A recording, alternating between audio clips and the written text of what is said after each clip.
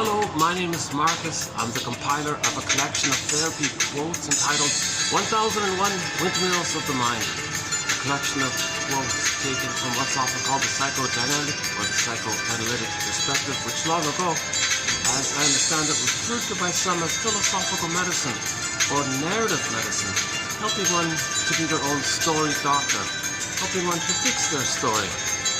The idea being that if a child experiences something that some people call attachment trauma, the baby needs a secure, normal attachment style dynamic with the mother.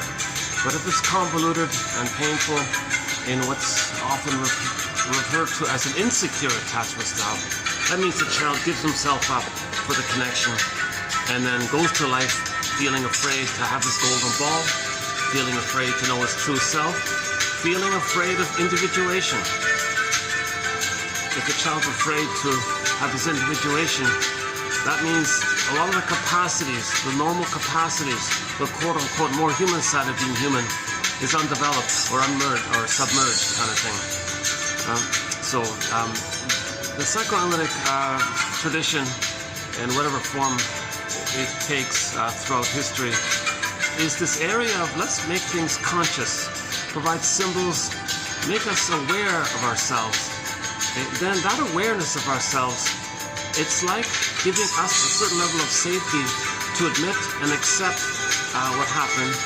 That's different, and now we're differentiating, and at the same time sadness can appear on the scene, and then we can engage in the mourning process of the loss of the love that we needed, the loss all of the time, being dysfunctional, living in the past, missing life.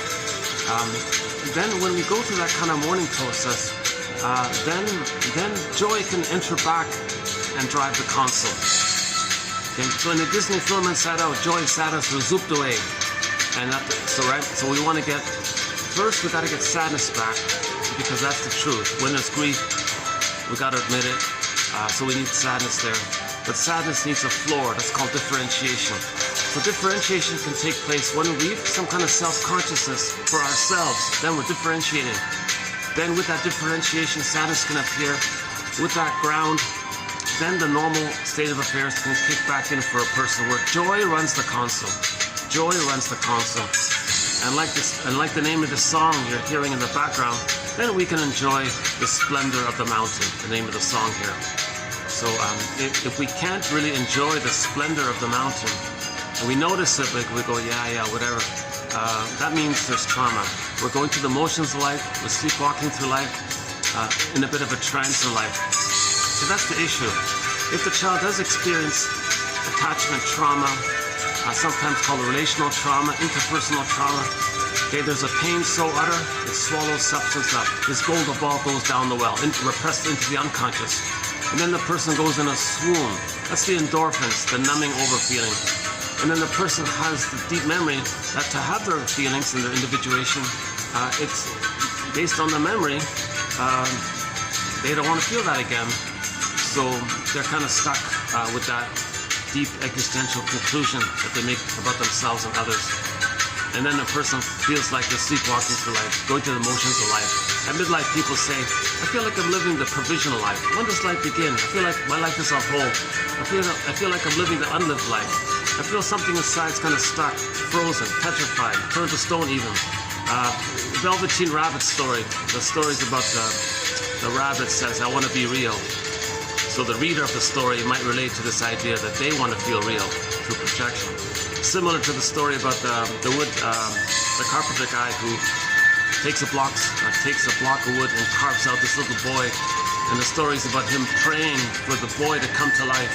Again, the reader of the story might, I want to be more alive, come to life again, and see the splendor of the mountain and really enjoy the present. So that's the recognition of this, that we're sleepwalking through life, spellbound, in a trance. Yesterday I played Zaz's song. The symptom was they felt like life was passing them by. That's a symptom of this trauma. Now when there's a symptom of trauma, if we can recognize and admit that's a symptom of trauma, or at least entertain the idea that maybe that's what's going on, maybe that's why they're not enjoying the present. It's because they're frozen in the past based on some trauma and the symptom tells them that. Now, what does symptom mean? Symptom, the word, yeah, thank you. Who's he again? Thank you. Sikani, his name is Sikani Purizaka, an indigenous flute player from Peru. Yeah, not a bad song called Splendor of the Mountain. I played it a couple of times already, so yeah. It's the first time we sort of opened the video with that song. So if a person has a symptom of trauma, okay, so that might be considered a symptom of trauma, feeling that they can't enjoy the splendor of the mountain, meaning enjoy the present. Let's enter the Greenberg quote. There's a 2010 film entitled Greenberg. Not a great film, I'm not really recommending it, but nonetheless, there's a great quote from that film where the shrink said to the guy, quote, "You have trouble living in the present, enjoying the splendor of the mountain, feeling alive in the present. You have trouble enjoying the present, living in the present. So you're dwelling in the past because you feel like you never really lived it. The child didn't have a proper past. He couldn't live the trauma, and he creates conclusions around that, being overwhelmed, too much excitation. He can't metabolize, know, perceive, recognize what's happening to him if the mother's misattuned, malattuned, and the baby's not getting a secure attachment style. That's too much excitation. He can't accept that. He's got to do tricks of the mind known as psychic defenses to cope with that. It comes at a huge cost. In the process, he squelches his needs and feelings. So he won't, and then that's called arrested development, emotional stunted development, or emotional arrested development, where yes, they can still get 10 PhDs on the wall, but in this emotional area, they're going to feel afraid to trust, afraid, lack of self-esteem will be missing. They'll mask it over with grandiosity as a cloak. Then in relationships, it's going to be dysfunctional because they can't enjoy the relationship in the present. And when there's trauma, the theory is the person wants to undo the trauma in a process known as repetition compulsion as part of this innate drive to heal from the trauma. So the confusing thing is nobody's making sense, because in the present, somebody's going to perceive somebody in the present with the fantasy that they can be the good mother for the past. Enter the play title, I love you, you're perfect, now change. So when the baby is relating to his mother, he's laying down neural networking. How are we doing here? Geez, already? I have to do an air conditioning run already? See, you don't see it here, but I'm baking. I'm in a sauna here. For some reason, the AC doesn't reach this sort of edge of the here. So yeah, I'm surprised. I'm sweating already. Let me do a brief air conditioning run to cool off, and I'll come back. I'm in a very nice hotel. Lately, I've been doing my videos over 2 hotels, 2 very nice places, friendly staff. They both have advantages and disadvantages, kind of thing. But yeah, let me do an air conditioner. Sorry about the delay here. Bear with me. I'll stay on topic, and let me double check the battery. I've been having battery. Yeah, okay, the battery's charging. Good. Okay. Okay, let me go to a place where I can get some AC for about 15 minutes, and I'll come back, because I got the quotes on the laptop here. Oh yeah, by the way, so today's quotes will be sort of part 3 of 3 of, yeah, we'll talk about it later on. I'm kind of glad it's just going to be part 3 of 3. I'm not really a fan of the approach of sort of the leader of this approach, or quote-unquote leader of this approach, but there are some helpful quotes by him and his followers, so I've plucked out some useful quotes. I think that's very common. Like I'm not a fan of Mr. Jung or something, but if his followers make some helpful quotes, I'll include them, kind of thing. So sort of a similar case scenario here.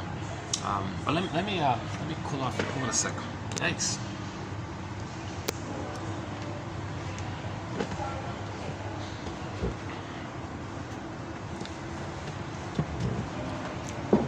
Yeah, luckily it's not too busy here today. Good, yeah.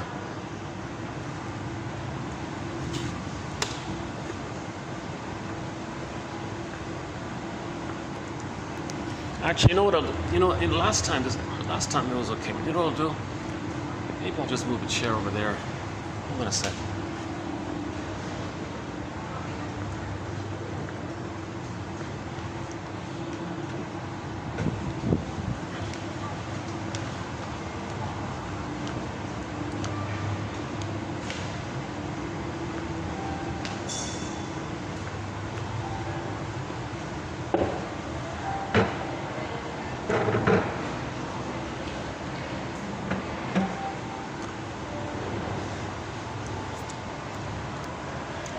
I got the disadvantage of being right by the elevator, so you'll see me distracted, see people just beside me on the elevator.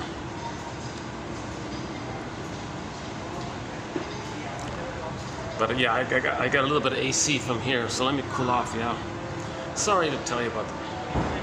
Yeah, why don't I do my disclaimer here now? So you're seeing my anxiety, obviously, right? So. So I haven't been analyzed. I'd love to be. You know, it's quite expensive to do an analysis with an analytic therapist, and you got to find them, of course. But it's awfully costly. I don't, unfortunately, have that opportunity. If I could, I'd be on the next flight and do the analytic process, weave the basket, reassociate, have the wisdom of the analyst there, helping me to make the links and letting me feel safe to make the links. And when the links are made, that's weaving the basket, then the feelings come in. And then we're healing when we feel it, kind of thing. Now, so obviously I'm not a shrink, I'm not an analyst, I'm not a professor, not a social worker, not a doula, midwife, nutritionist, not a coach, or none of these kinds of things. I have a basic BA, so keep that in mind. I'm the compiler of the quotes. So when I started this, I was looking first, is anybody teaching psychoanalysis? Like for the average person kind of thing. And no, zilch, nothing, nada. Oh my God. The occasional professor, oh, give me a break. They're just, I don't know what they're doing. It's nothing, it's just talking jargon. They don't even know themselves, they're just, I'm exhausted. Are you saying anything? Forget it, it doesn't exist. And so for some reason, nobody's really teaching psychoanalysis. Well, somebody said, well, if you want to learn something, why don't you teach it? Oh, what are you talking about? How can I teach it if I don't even know it? Well, that's the point. You learn it while you're trying to teach it. So I'm not really teaching it. So what I'm doing is some kind of compromise. I'm finding excellent quotes from the shrinks. You know, those that are sort of friendly and understandable, sort of the more kind of warmly written shrink-like quotes, let's say, or on the other end, maybe more psychologically minded self-help quotes, sort of that mid-range there. I'm finding these types of quotes. And then I'm presenting them, discussing them, and then so there's no set answer here. There's no perfect answer here. These are like clues. We're brainstorming. These are invitations for mutual exploration. Oops, hold on a second.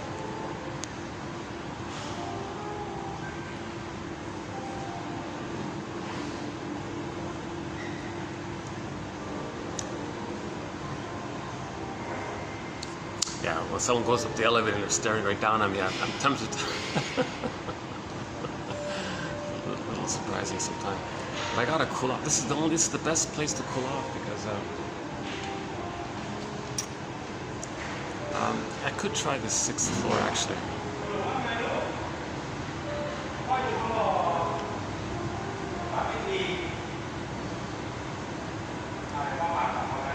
Should do a quick check. Okay, let's stick it out here.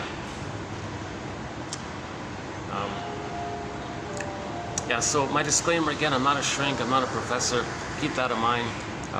So we're being like, we gotta be like a detective here. We gotta be like psychological detectives, existential detectives, story medicine detectives. We're trying to like have consciousness here. We're trying to raise consciousness here through these advanced self-help quotes and build a nest. Again, one poet says, psychoanalysis, healing the soul, right? Looks for an egg, a potential or lost true self, or we're missing, right? But this egg is in a basket. Oops. Oh, okay. Gotta keep an eye on my stuff there on my laptop. Again, a famous poet says psychoanalysis looks for an egg in a basket that's missing. The basket's missing, so first weave the basket. Don't look for repressed memories, don't look for traumatic memories, don't look for that kind of, that area. Just make it safe for those feelings to naturally come up on their own. Nature will bring it up on its own. There's this innate drive for healing. We create the conditions to make it safe for our feelings to come back into ourselves. So we don't try to bypass that kind of thing. That's called spiritual bypassing. And your inner child of the, it often makes things worse, because then the memories will go down another tunnel, down another cavern where the light has never shone. And then the golden ball, the vitality, gets locked in a cage, and you got to find the key even. So we don't want to make it, we don't want to scare we don't want to overwhelm ourselves, so to speak. It's kind of like the metaphor is self-reparenting. The knowledge provides a certain level of consciousness. Then the true self can be made known to us. But the true self, even it's wounded and all this, needs that consciousness for it to be revealed to ourselves. Sanford puts it this way. He says, everything in nature individuates, right?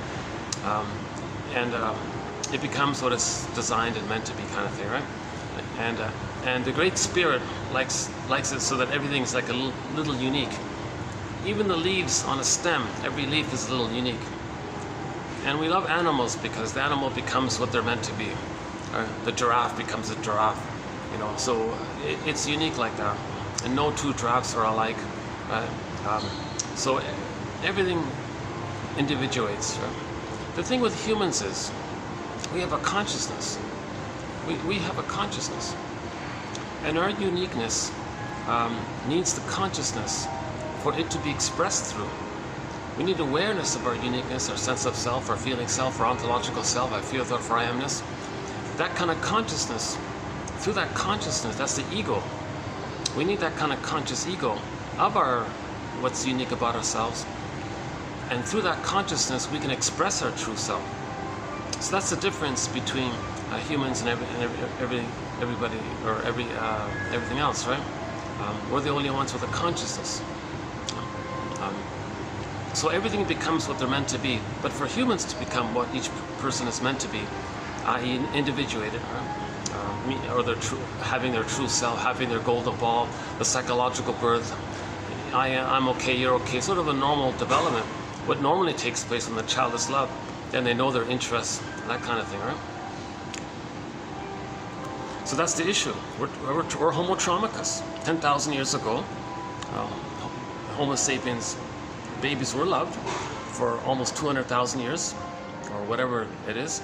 Babies got a secure attachment style. Mothers nursed the baby, you know, normally, and the temperament was calm, warm, easygoing, and everyone had delightfulness in their uniqueness.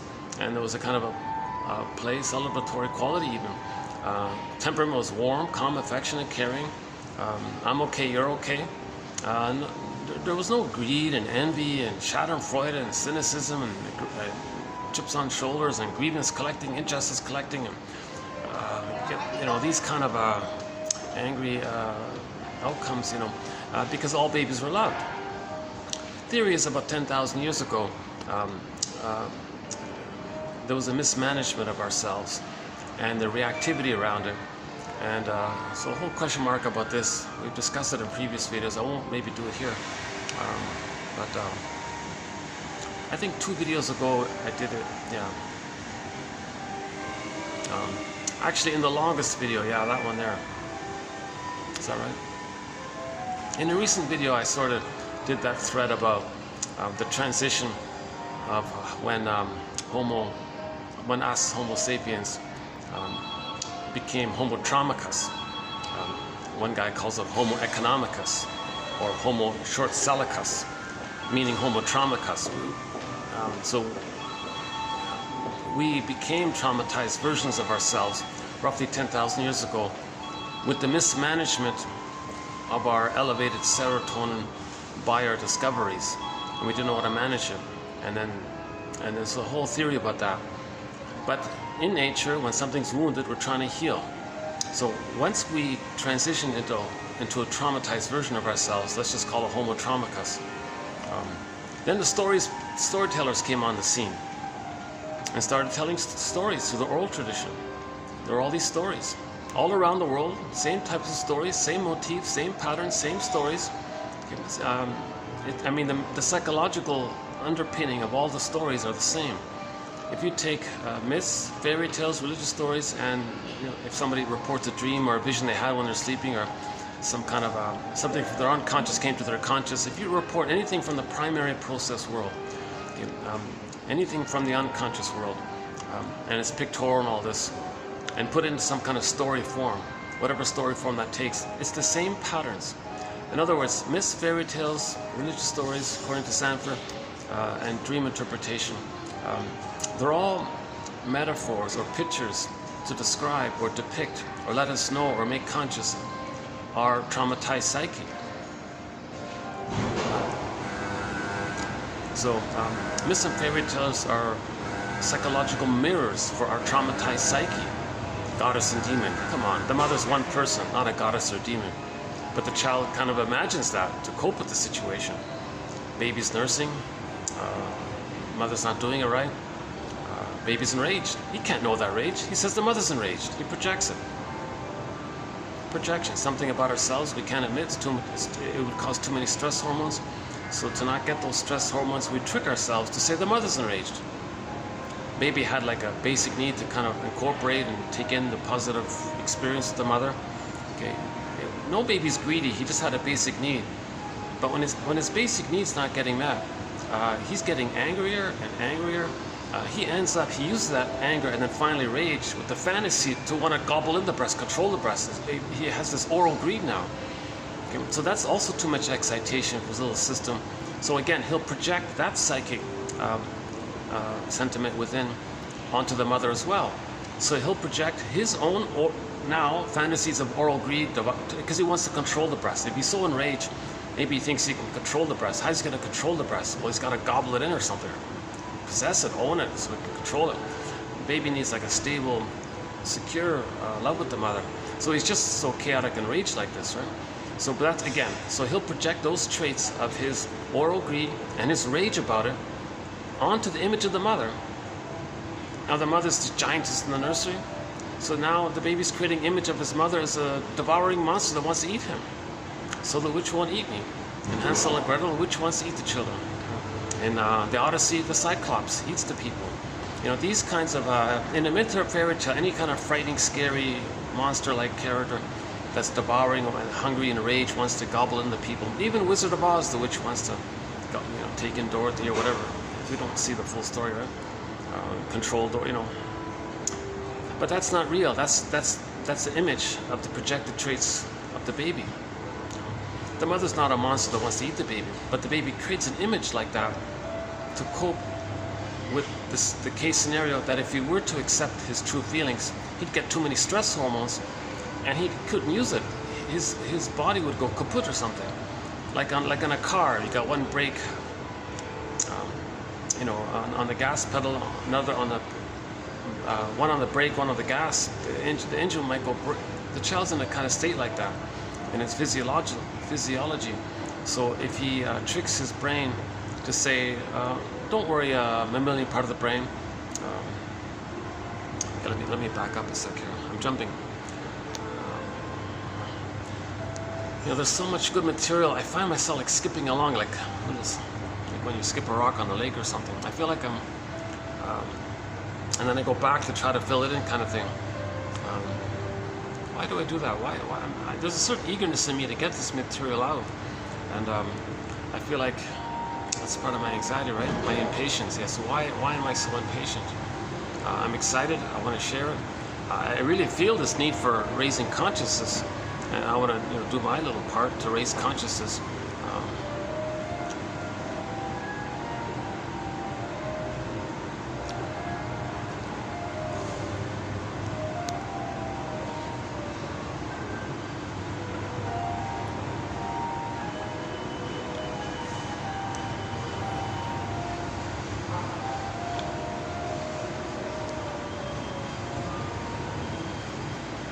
And naturally, I'm trying to learn this second language myself. Oops.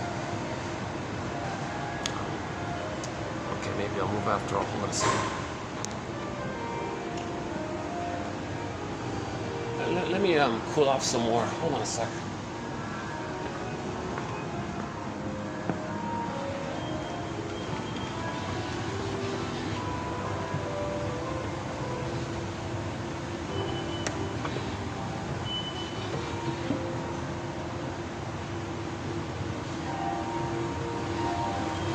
Yeah, okay, so I'm off to a little bit of a rocky start this video here, but bear with me, hang in there. Usually it'll sort itself out once I sort of get into a bit of a groove or something. Let's try let's see if we get lucky. Let's try the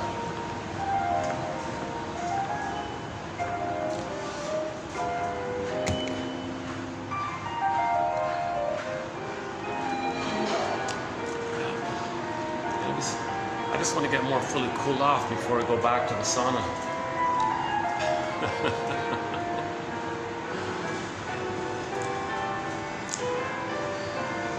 So sometimes we open up the video with a song called Rise, a rock song by the band Harlequin.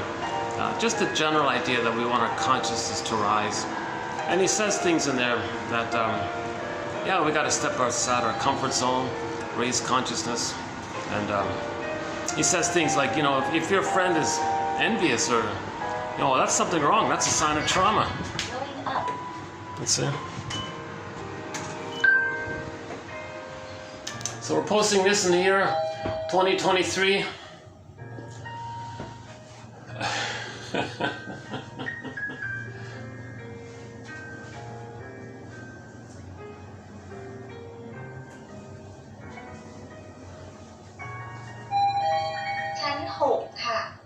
Sixth floor. Let's see.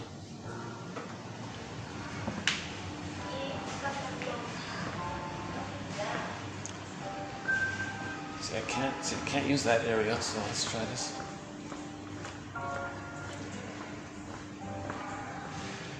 Okay, I might be able to sit here for a bit.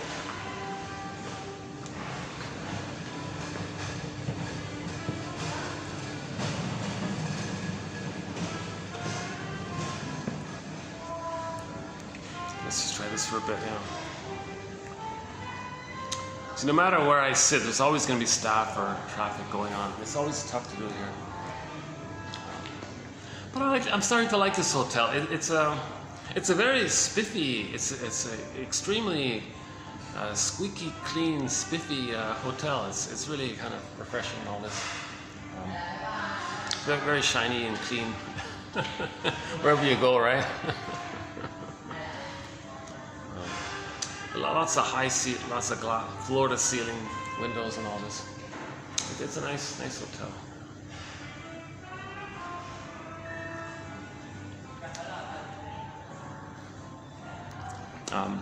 So yeah, so in that Rise song, you know, he's saying there to the listeners of the song, hey, come on, you, if you have envy or greed or grandiosity, there's something wrong. That's trauma. That's not right. There's something wrong there. Step outside your comfort zone and read and heal yourself. You know, and it's a sweet ride, he calls it, ultimately, because when you know something more about yourself that you didn't know, that means you're having more of the self. That means you're more connected to yourself. That's what he means by the sweet ride part. And then, and the other song we played yesterday was Zaz's song. About identifying that we're meant to love life. Joy runs the console. She calls that loving life and all this. But the character in the song, Ebule Parenir, that song, was afraid to enjoy the present. So the song is called the song was called Bedazzled by the Light, because she was on the subway platform. The trains were passing by. She wasn't getting on the trains, but she just saw the lights pass by. It was a kind of an image that when we're frozen, things are just passing by kind of thing. And another line in the song was, a woman was pining for some fellow from her past, and she could never really let go or mourn that or accept it, because she didn't have the ability to mourn the loss. so she could never love again, kind of thing. So she was still waiting for that guy. Decades passed, and sure enough, she saw the guy pass by, and she said, "Oh my God, he just passed by." So she's saying to herself, "When does life begin? I feel like life is passing me by." Well, the inference of the song is that that's a symptom, okay, that we're stuck in the past. Back to the Greenberg quote. So she has trouble living in the present, dwelling in the past, because she couldn't live it. Now, to live the past would mean to mourn the loss. She couldn't mourn the loss of the fellow from back then. So she couldn't live the past and let the past be the past. If you don't live the past, then it becomes a ghost and it haunts you, and you see the past and the present in your emotional realm, and you're distorting the present, still living in the past. So to love life, we gotta mourn, do what's called primary mourning, and again, forgiveness, seeing the two sides of a situation, theories, quotes. So that's why we have 10,000 quotes here, to provide ample material for one to pick around to weave their own basket. So each person can make their own basket of consciousness here. 1001 Windmills in the Mind. Roughly 900 plus videos, on average 10 quotes per video. So one exercise might be to click the more link for each video and just choose one. That's sort of Robert Bly's advice. He said, read psychology every day, the study of the soul, psychology, every day for 10 minutes. Forgive psychology for its jargon. Just forgive it, will you? He said. So, in each video, there's roughly 10 minutes worth of reading in each video. And maybe just pick one that's of interest or curiosity, or some little inkling or something. Just pick one, let's say. Or if you find two, that's great. If you find three, that's great. If you find none, that's fine. Go and do that for each video. One can probably create their own 1001 Windmills of the Mind, and it'll be unique for each person. I'm sure everybody's going to have their own little selections of it. So again, the metaphor for this is the knowledge to weave the consciousness. So we're weaving our own basket. The jargon is we got to build the ego, the conscious ego. So we need the basket. That means building the ego. In trauma, the ego is submerged. That's the scarecrow fellow in The Wizard of Oz, frazzled up in a corner. The ego's damaged. Doesn't know what's going on. He's right. That's the ego's damaged in the unconscious. And the kid's story about the wolf puffing down the straws, the houses made out of straw and wood. So those egos weren't very strong. But the brick house, that's a strong ego. So we want a strong ego, because in that strong ego with the brick house, that means the image of the wolf, we can recognize, oh, that image is not real. I can recognize that I was enraged and I was hungry. Then the wolf image poofs away, because it's not real. It's our own projected traits. So we need the ego to admit this. Then the frightening images disappear. Just like how Dorothy throws water on the witch and the witch disappears, because it's not a real thing. It's the water feeling, emotional, unconscious. It's the felt recognition that we were enraged, like the witch, and the witch was hungry, and we were hungry, and we're owning our projections. Then the image disappears because we're getting it back into ourselves. But if we don't have ourselves, we're haunted by our own projection. We're scaring ourselves, kind of thing, right?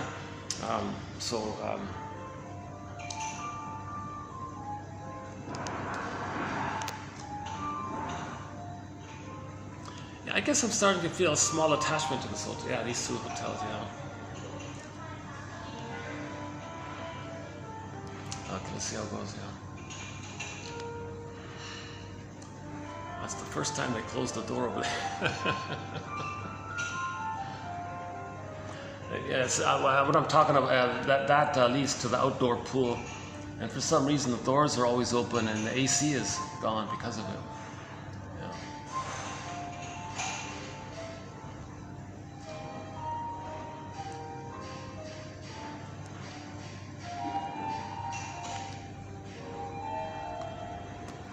So we want to, consider this theory that if we're not enjoying the present, like Zaz sings in the song, that means we're stuck in the past. What keeps us stuck in the past is lack of consciousness, lack of story, lack of narrative medicine. lack of philosophy, lack of clues, lack of ideas, lack of... So these 10,000 quotes are them. These quotes are invitations for mutual exploration, stepping stones for better ideas, prompts to free associate from, ideas to lead you to better ideas, you know, ideas to rule out other ideas maybe. So each person's got to be their own detective kind of thing. So there's no set answer here. Each person has to weave their own consciousness. I always like to mention Robert Bly's point here. When he speaks to an audience, Robert Bly, he's sort of a guest mentor here. When Robert Bly speaks to an audience, sometimes he has like maybe 1,000 people in the auditorium. He says to them something to the effect, "Hello everybody, nice to see you all here. Welcome one and all. Thanks for coming out here in the snow." It's Minnesota, right? Freezing snow blizzard or something. Nice welcome all of you. Welcome to this lecture here tonight. Nice to see you all. Glad to see you all. But 30% of what you're going to hear tonight is wrong, and it's going to be up to you to figure out which 30%. Something like that. I keep trying to get it right. Something to that effect. He's trying to say, look, don't look for rescue fantasies. Don't look for something to make you feel good. We're going to share some insights, some knowledge. You got to adopt it yourself. You got to pick and choose and adopt it yourself. Just like the little bird who flies around and picks and chooses little twigs and leaves that he's going to use to build his nest from which an egg can appear. Likewise, each person can pick around at these 10,000 quotes, okay, and to weave their basket of consciousness. And things loosen up, feelings come in, little aha moments, etc.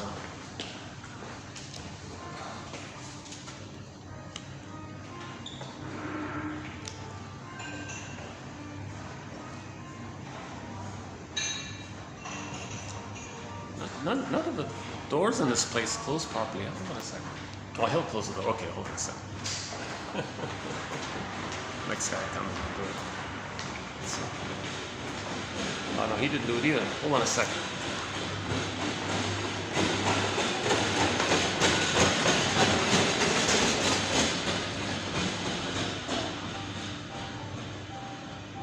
All right.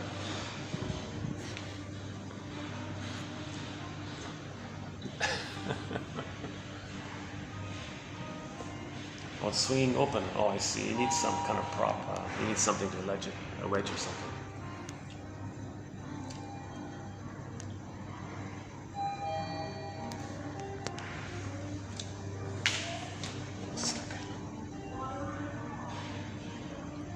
How's that? Is that going to work?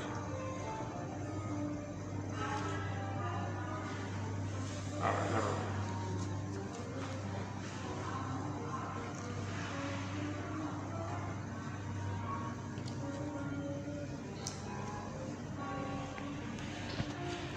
Keep swinging open.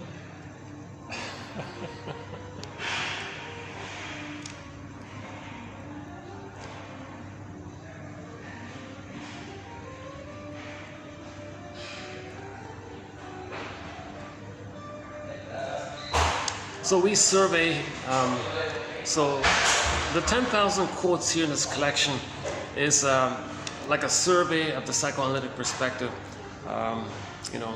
And I believe them to be a stellar collection of quotes, advanced self-help quotes.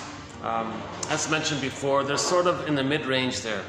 It's not like the feel-good, magical thinking, wishful thinking of the self-help material or the pep talk, the motivational speeches. And in fantasy, you'll be, you know, see and you'll believe. These kind of cliches. So that kind of, we're not really in there. There's an abundance of that. So we don't really need more of that.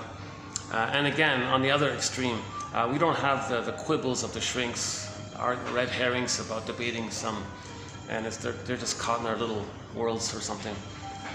So it's sort of in it's the middle range, it's the mid ground. And now the focus of this middle ground quotes is that they fit Grice's criteria for communication. Okay, relevance, quality, manner, quantity. So quantity, yeah, these quotes are just like 1 or 2 sentences long, very manageable. Sometimes it's just a little phrase. There's an occasional like paragraph in there. Very manageable material. You know, you can read it on your, if you're on the subway, you can read a couple sentences probably easily, right? So the quantity I feel like is very manageable. Now the short sentences, you know, like splitting precludes morning, something like that, you know, or you know, that's very insightful, something like that, because the baby creates either or thinking, but that prevents differentiation. But differentiation is needed to be able to mourn. So we want to heal the splitting, resolve the splitting through the forgiveness process. So that's a quote by Rinsley, by the way. So we have like a few hundreds of little short sentences, mostly one or two sentences long, and you know, maybe a couple of hundred, maybe 3 or 4 sentences long, and maybe a handful of like longer passages. So the quantity is just right. It's not overwhelming. There's something to each quote, you know. So that clicks into the relevance. So these quotes are relevant to the perspective of weaving our own basket. They're all psychologically minded. They're all in the area of making the unconscious conscious. They're all in that area. So it's relevant to the topic of narrative medicine, the psychoanalytic tradition. And now again, to clarify, this psychoanalytic perspective just means something to make us conscious about ourselves that we didn't know about. For example, Confucius, almost 3,000 years ago, said to his students once, "Dear students, when I'm in a party of 3, I always have 2 teachers. To the one I admire, I want to be his student. I'm going to see him as my mentor. I want to learn from him. To the other, in whom I see traits that I don't like, I search for those very same traits in myself." So right there, Confucius was teaching psychoanalysis right there. Confucius was talking about projection. Okay? If something we don't like about ourselves, the psyche does, it gets you to attribute it to someone else. That creates a mirror for you to know that it's within. Okay, so projection is the means of bringing repressed, unknown, denied material about ourselves into consciousness. Oh, hi there, hi, yeah. Oh, you're everywhere, huh? Oh, this is, yeah, they have one staff in this hotel. She's sort of like the floater. She works like, you see her in every little spot. One day on this, you know, on this floor, another day on that. She's sort of the most, maybe the most intelligent one, I guess, who can understand things, different systems of the hotel.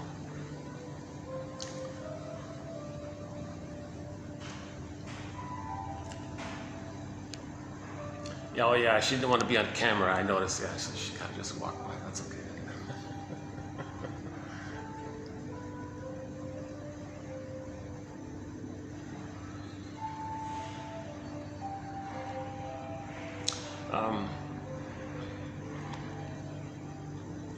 Okay, so these quotes, Fred Grice's criteria for communication.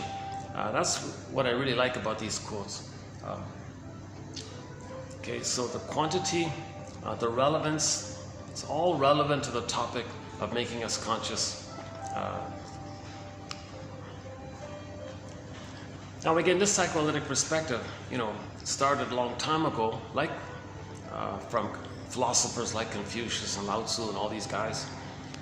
And then it kind of continued. You know, the know thyself, someone said it was actually from Egypt and it went over to Greece, right, and all this. So the know thyself idea was already there back in ancient times. And then you got the playwrights that came along, and then all of the literature guys and the poets throughout the ages, guys like Ibsen and Goethe. And then finally, Mr. Freud kind of synthesized some of the material from the past and then created some, kind of refreshed it all, packaged it up a little bit. And that created a huge interest. And then since that time, there have been thousands of people adding and developing to the psychoanalytic perspective. So the jargon really gave us a boost. So we've got developmental theory now, object relations theory now. You know, Edmund Bergler has his approach. Karen Horney has her sort of humanistic approach to it all. You know, so I feel like if the quote is relevant to making us conscious, it'll be in the collection. Right? So the quantity, the relevance. Okay. Now the manner is important too. So the manner is that most of these quotes, the vast majority of these quotes are from the shrinks. So they've done the introspection.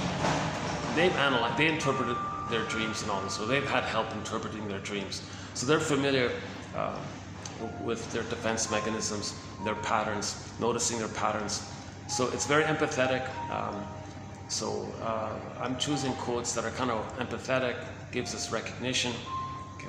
So the tone is, I feel the tone to be kind of warm and helpful and compassionate and honest. Like the tone is honest, put it that way. I feel them to be like congruent, let's put it that way.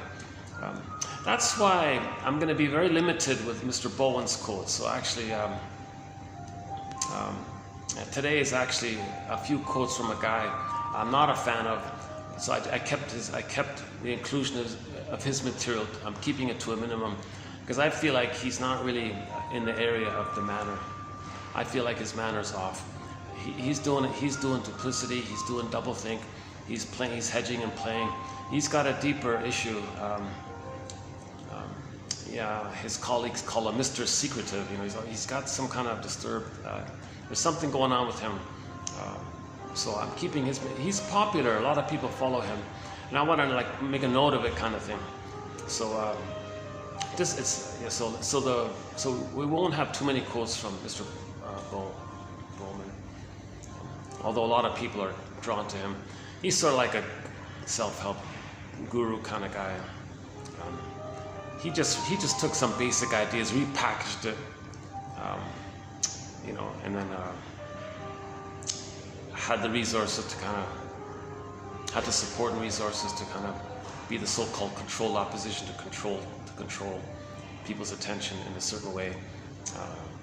And he's got like a negative agenda, a negative undertone to him. So.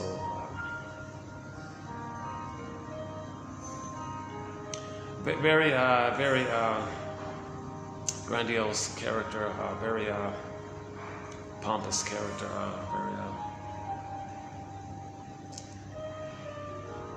yeah. I just looked into it this morning, actually, a little bit.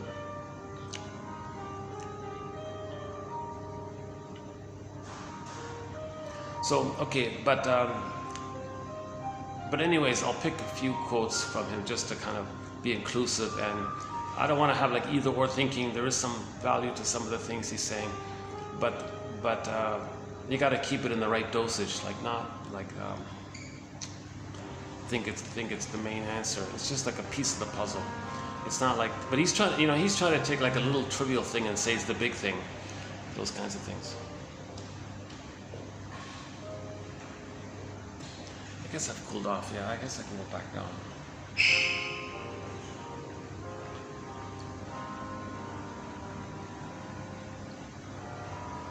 Okay, let's go back.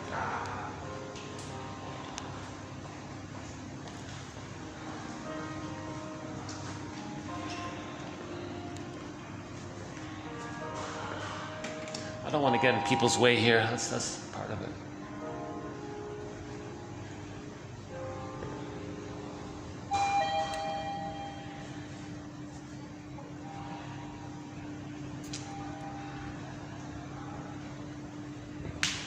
You know, once in a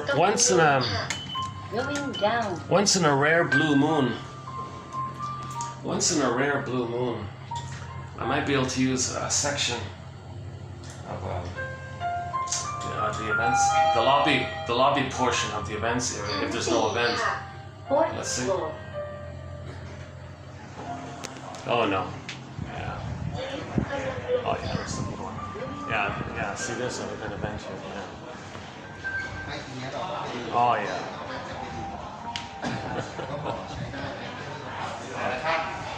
Okay, there's something going on here.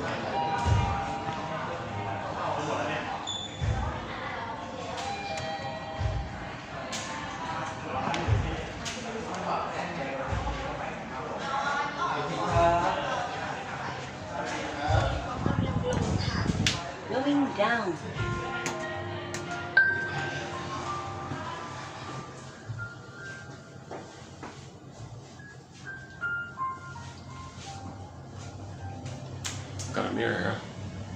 hi there. ชั้นหนึ่งค่ะ First floor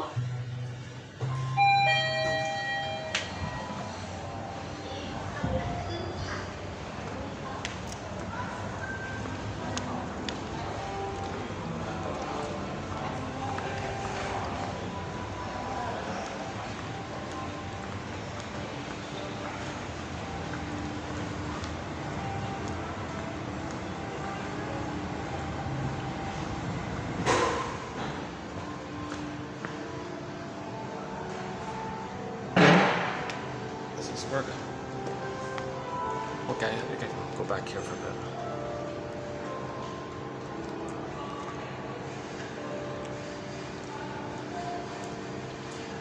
As choppy as my videos often are, I'm still hopeful some practical, informative, helpful, encouraging, inspiring material is kind of getting through. If my delivery is distracting, that's why the quotes are posted below as a compensation, sort of my give back there. As mentioned before, if you click the more link, you'll get on average 10 quotes per video. And Robert Bly's exercise, if we were to adapt his advice, maybe just pick one per each video, write it down, do something with the quotes, and just revisit them. And I personally, on a personal note, I think every iPhone can have this collection. There's no harm, you know. It's for people at midlife. I don't think there's any harmful material for a child. They won't understand it really. Oops. Oh, I gotta watch my laptop. Keep an eye on it.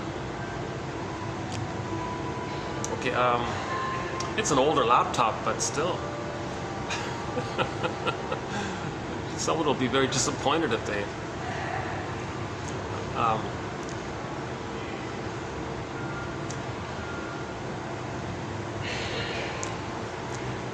Another disadvantage of my doing these videos in public is when I get distracted, I sometimes forget where I was.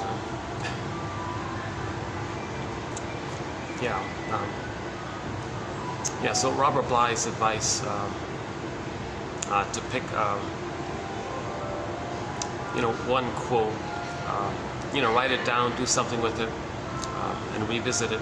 And it's cyclical. Some quotes you put aside, let it incubate, come back to it later on, run through the question. Oh yeah, I personally think this collection, 1001 When Was the Mind, I don't know how to say this, but I think it would be an immense emotional boost for anybody to have it on their phone and then to refer to it whenever they want to.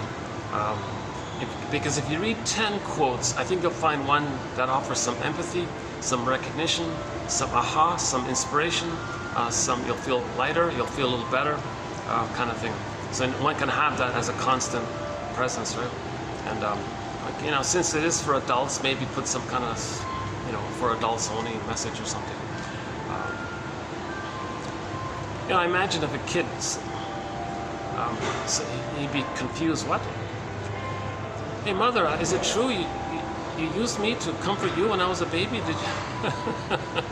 If he had the consciousness to ask that, he's doing okay, right? It's not gonna affect anyone really in a wrong way, because there is that kind of natural protective quality. If something's overwhelming, we'll just lose interest or something, kind of thing. But anyways, I personally think that this collection, these 10,000 quotes, as a resource within every iPhone, then every person over 40 can have that kind of presence for them, can have that reliable, stable 10,000 quotes to work with as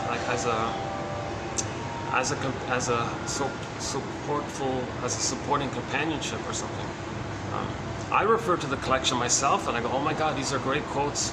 Oh my God, some of the quotes come from printed books which haven't been digitized. I'm excited about that. We've got a whole string of quotes that are called psychologically minded TV show and film quotes, which nobody's digitized. A good example is Ruth 66. If you go to TQ, there we go, TQ 25.99, you'll get 11 quotes from the TV show Route 66, which nobody's printed. I sort of hand wrote them down kind of thing, because they were great quotes. So you'll get, so yeah, for example, if you go to TQ 2599, you'll get some excellent psychologically minded self-help quotes from films and TV shows like Route 66. But not just that one, we've got hundreds. Judd for the Defense, a legal drama, the Fugitive series, older films like Spellbound, Now Voyager, Lady in the Dark, and from a variety of sitcoms that included some kind of therapy element within the sitcom. Help Me Help You was one, and Imagine That was another one, and some little known shows which were psychologically minded. So we've got a whole chapter or e-booklet or a thread on psychologically minded TV show and film quotes. That's a fun thread, and we're always adding new ones. Recently we added one from the show I Married Joan. Is that the one? Yeah, the 50s one.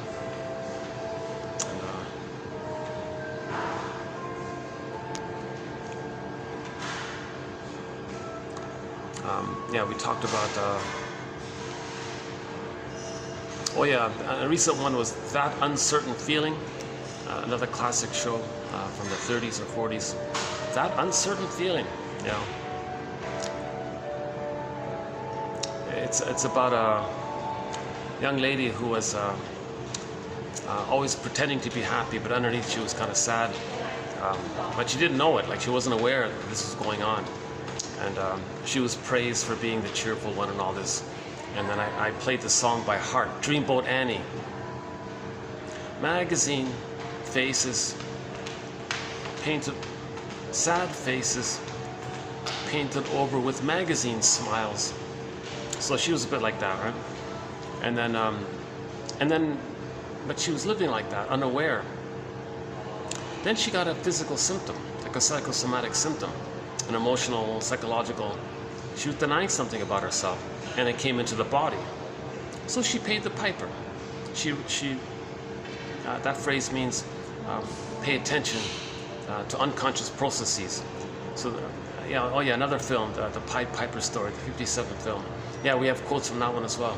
So she went to the shrink guy, and he said, most people are a stranger to themselves. I'm here to help you get to know yourself. Don't you want to meet yourself? Well, I'm afraid. She joked, right?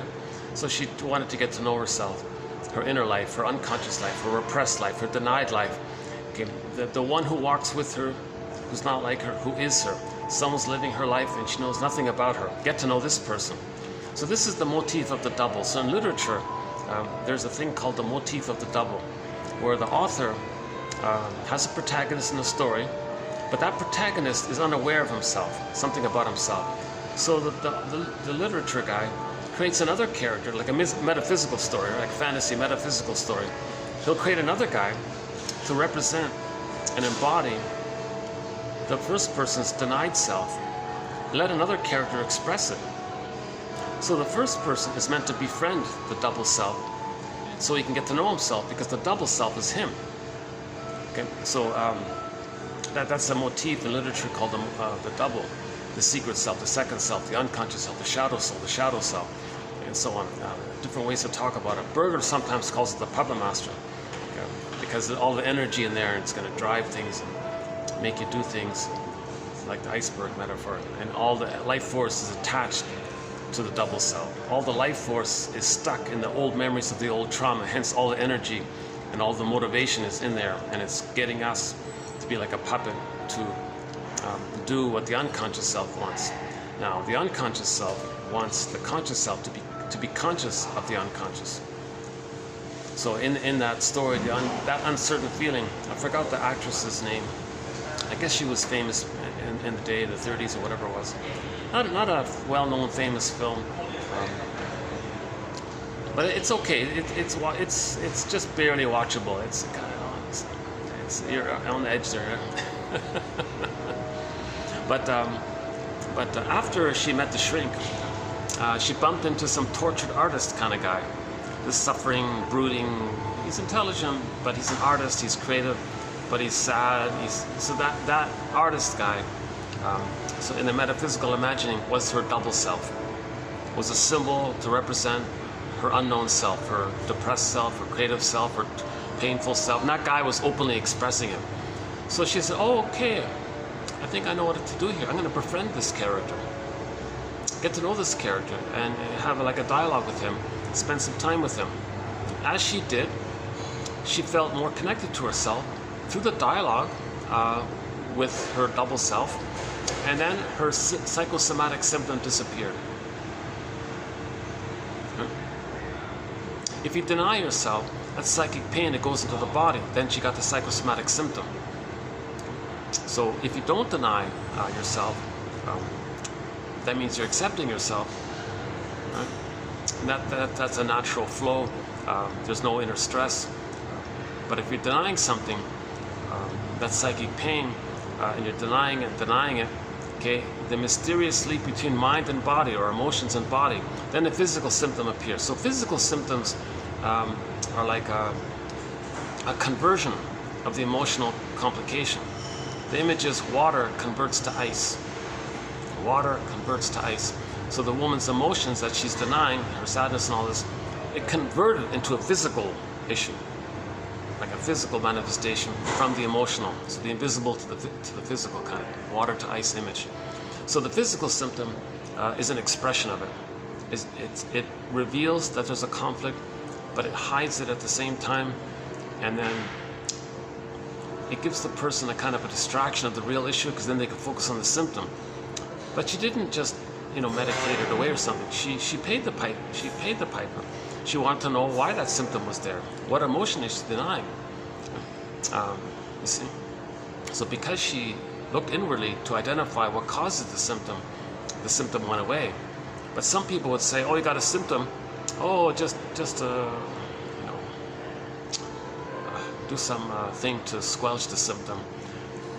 But then the symptom, now you're dealing with the pain of denying your symptom. The symptom was like a cry. It was a communication. You're going to deny your own cry. You're going to squelch that. So now you got more work to do, and it may lead to a different symptom later on somewhere. So yeah, that's one of our threads, by the way, the psychosomatic issue. John E. Sarno, sort of the lead author on this, he says 90+% of our physical symptoms are from the rage we felt as a baby with the mother. And that rage went into the body and led to a symptom. His basic idea is more workable than Mr. Bowen's idea. See, he's off on a cruise. I'll talk about him later.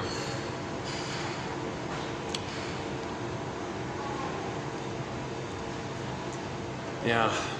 Just briefly, I think he's got a graduate psychoanalysis. He tried to become a psychoanalyst. He went to the Psychoanalytic Institute. He got into a big fight with his supervisor or something, and they refused to license him as a psychoanalytic shrink. So he said, oh, who cares? Don't need you anyways. And then had some special connections, and opened up his own little thing there. And it appeals to a certain rejection of healing. And then, so I think his approach is an angry expression of the difficulty to mourn. If someone has a hard time mourning, you see, if sadness is zooped away, remember, joints in the Disney film, joy and sadness were zooped away. What's left at the console is mainly anger, right? Yes, first the baby's scared, but the fear gets overwhelmed quite easily and quite quickly to the anger. Like the baby's helpless. He can't go anywhere. Mother's impinging upon him, using him maybe, not around for him. The baby is afraid, but where's he gonna go? He can't ask for help, he can't walk, he can't flee, he can't go. He can't really flee, really. So his flight capacity is limited. So he's sort of backed in a corner kind of thing, but he's in all this pain. Then it clicks over to the anger. So mainly anger is at the console. So I think like this character I'll talk about later. I kind of think he's in that general category. It was something he couldn't kind of face, had a resistance to it, and maybe the psychoanalytic knowledge at that time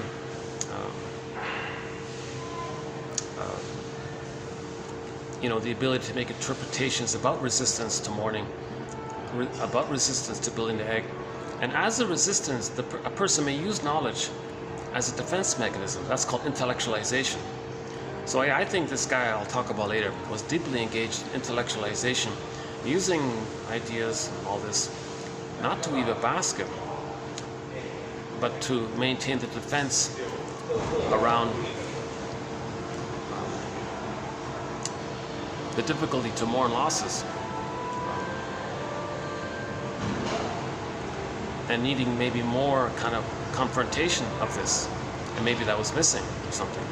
So in the end, he couldn't become a licensed shrink and all this. So I felt relieved. Like I thought when I saw that Mr. Peter, what's his name again? I just read it this morning. Titelman. Is that right? Titelman. I just read the first half of his article in a book called Triangles. So he kind of summarized his story, and so I got it from there, from Mr. Titelman. He writes very clearly. I thought that was good. And when I read that part, I thought, and then I looked, and then I saw a clip of Mr. Bowen on one of their websites or something. I thought, oh yeah, oh God, who on earth could feel safe to have feelings with this angry character? He's very narcissistic, he's got a kind of a seething anger or something.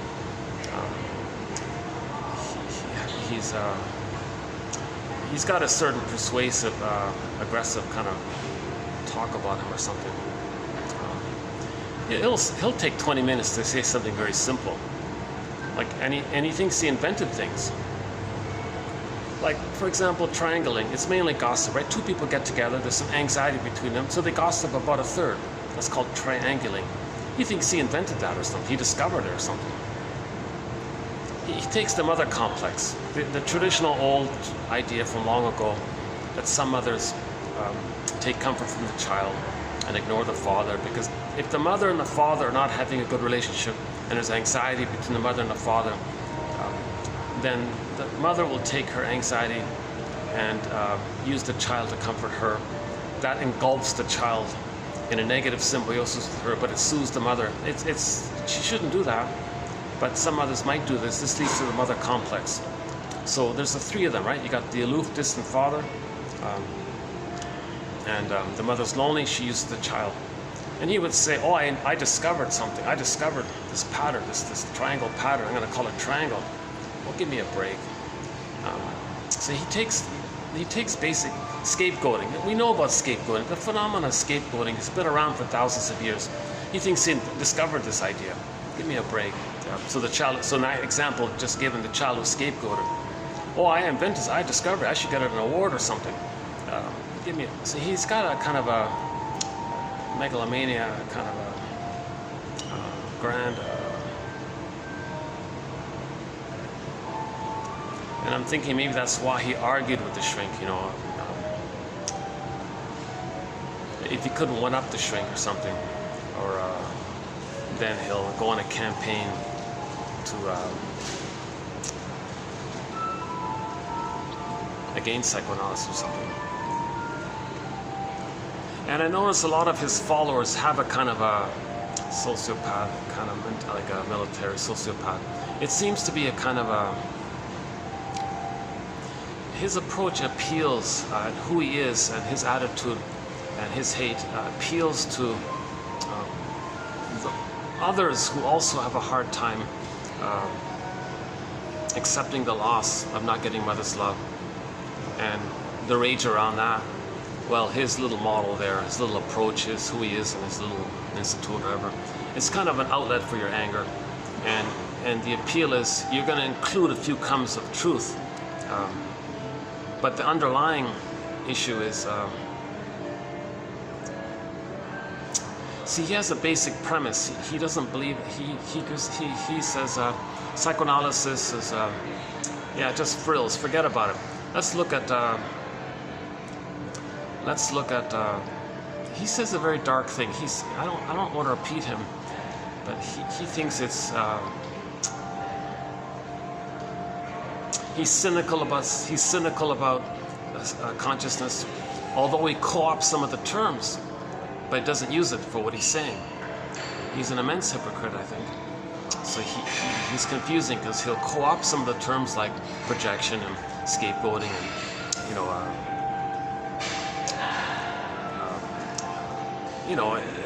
if a person wants to have a better life from their family, so that they may emotionally cut off from their family of origin, that's a common thing. I discovered it. It's called emotional cutoff. So he creates a term for it.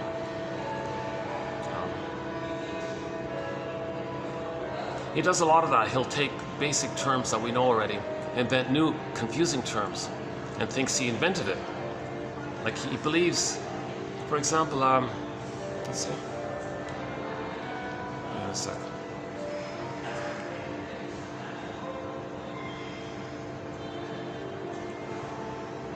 It'll come to me. I noticed it when I read some of his terms. Oh, we know this already. What are you talking about? Then he said, I invented it. I discovered it. It's mine. My big contribution. He's boasting about his look at me. He's got this grandiose kind of a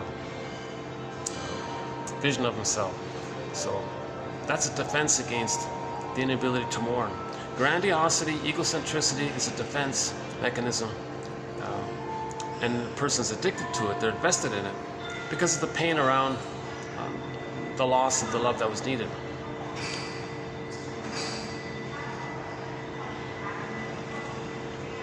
So Sanford says, the child develops an ego with a secure attachment style.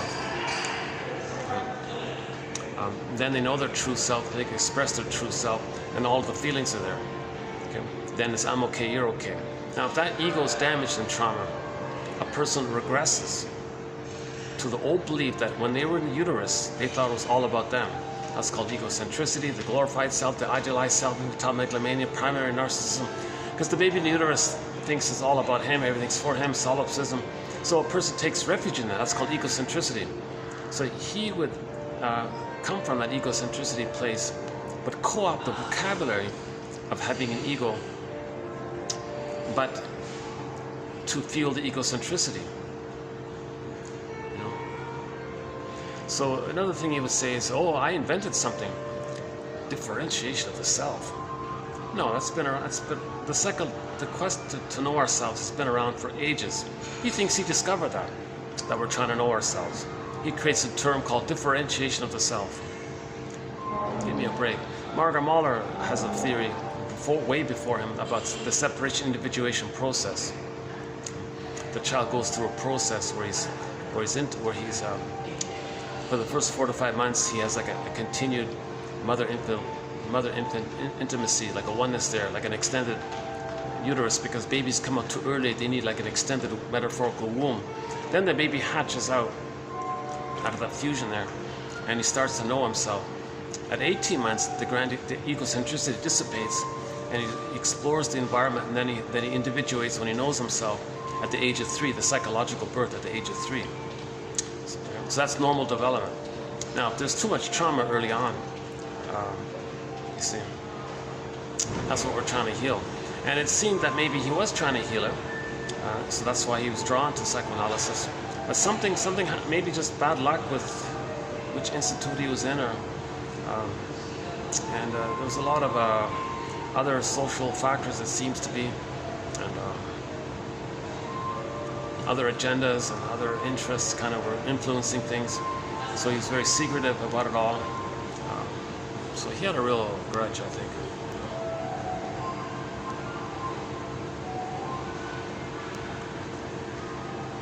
And then he would twist it. He says, well, if I understand, I'll look into it further, but a little bit. The definition that he gives of differentiation of the self is, well, let's say you have a goal. If your feelings get in the way, oops, hang on a second. Oh, my phone's ringing. I don't recognize that number. You know, I'm expecting a delivery. I bought something online. I think that's the guy who's supposed to, but I'm away from it, so it's not gonna matter, right? So I might have to go pick it up, right? That's okay. See, if I hit decline or answer, the video shuts off. So let's just let it ring. Yeah. That's the delivery guy, yeah. Oh, it's gonna go on for a whole minute, isn't it? Yeah.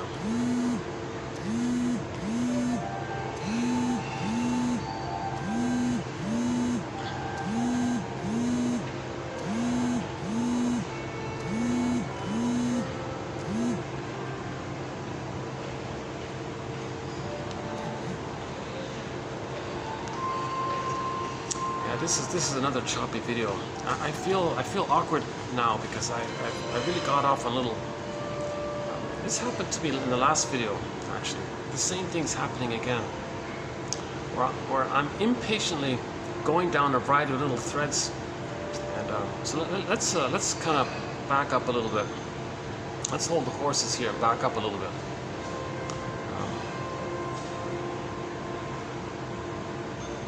In conclusion, I'm glad the Analytic Institute refused him, because it said something. It said that there's a certain integrity that they're trying to protect.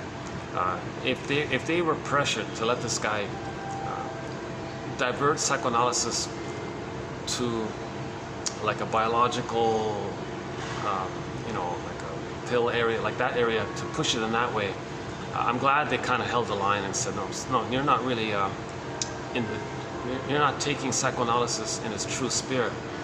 You're invested in some other area to use your power and your connections and all this. Because yeah, he was high up on the thing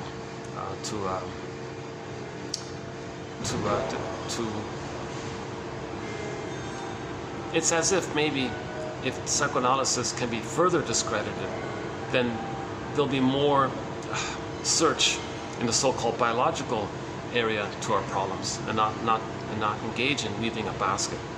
Okay.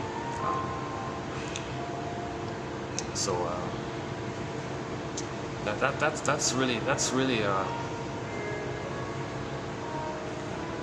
so the psychoanalysis is weaving a consciousness. Then we see, if we don't want to weave a consciousness and you feel anxiety about something, oh yeah, okay, you can take this, you go to your family doctor, write your prescription. Okay, then that means there's going to be more denial, more repression, and it comes out in other ways.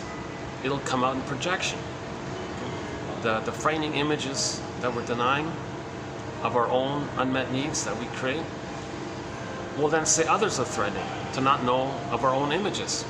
So we got to air this kind of thing up, like bring the unconscious to conscious, and get back and get joy at the console, and then we have the ego and we see things realistically. See, we're all one family, we're all one species, right? Like we're all Homo sapiens, traumatized versions of ourselves, but we're still all this one family, and we all have a consciousness for that as well. But the consciousness got accidentally damaged 10,000 years ago, so we're in the quest to try to heal it.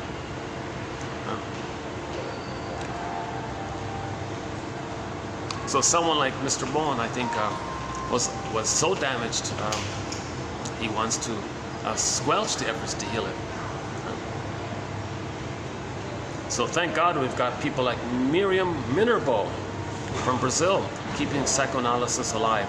James F. Masterson made a huge contribution to keeping psychoanalysis alive in his synthesis known as developmental object relations theory, or the Masterson approach. Edmund Bergler's work, Karen Horney, Melanie Klein, William Fairbairn, and others, Thomas Ogden, James Grotstein, Letha Horner,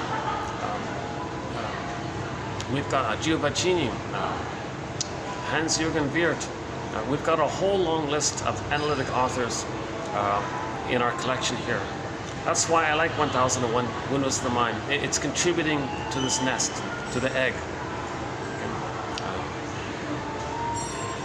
See, if the nest isn't developed, right? then there'll be more symptoms expressing the lack of the egg, the nest. If the consciousness is there, then we're in our natural state. If I'm okay, you're okay. Connected to ourselves, I feel, therefore I am. Krishna Wilson says, if you're not in your body, you're not making sense, literally. Yes, we're in our body, of course, but if the feelings are squelched and it's numbed, we don't feel it. And then it's disembodied discourse that causes these problems.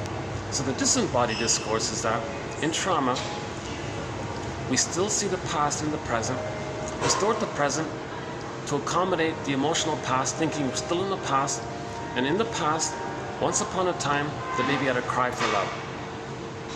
So everything's love or a cry for love. So when a person is traumatized in the past, the present will be seen symbolically as the past. Replay the past in the present symbolically, like a staging thing, like a theater thing, like an as if. Masterson calls it transference. You transfer the past into the present, and then you act out like actors, act out, doing like an acting thing. Actor, co-actors, like a staging thing, to metaphorize or symbolize the past. And in the unconscious, not understanding time, still think you're in that past place. Now in the past place, the baby said, "Mother, I need to have needs with you. I need a safety with you. I need a positive interaction with you." So let's call that the cry for love. And if that was missing, okay, we play that in the present, but we're not making sense because people in the present aren't the mother from the past. So it's all convoluted. So we're gonna cast people into roles. Maybe others will play you and the person plays the mother, and then the person imitates the mother and treats others the way the mother treated them. No one's making sense. Or in the present, people goad people to reject them the way the mother rejected them. No one's making sense. We're not enjoying the present. So in trauma, we create a record, and there's only one, like a vinyl disc record. So I think everyone's familiar with the vinyl disc records, the horizontal, flat, made out of plastic. There's grooves on there with the song. Also, long ago in the magazines, there'd also be like a floppy 45 song. They'd give you like a free song on a floppy. So there was only a side A. Those on the side B, it was completely flat, no grooves on the side B.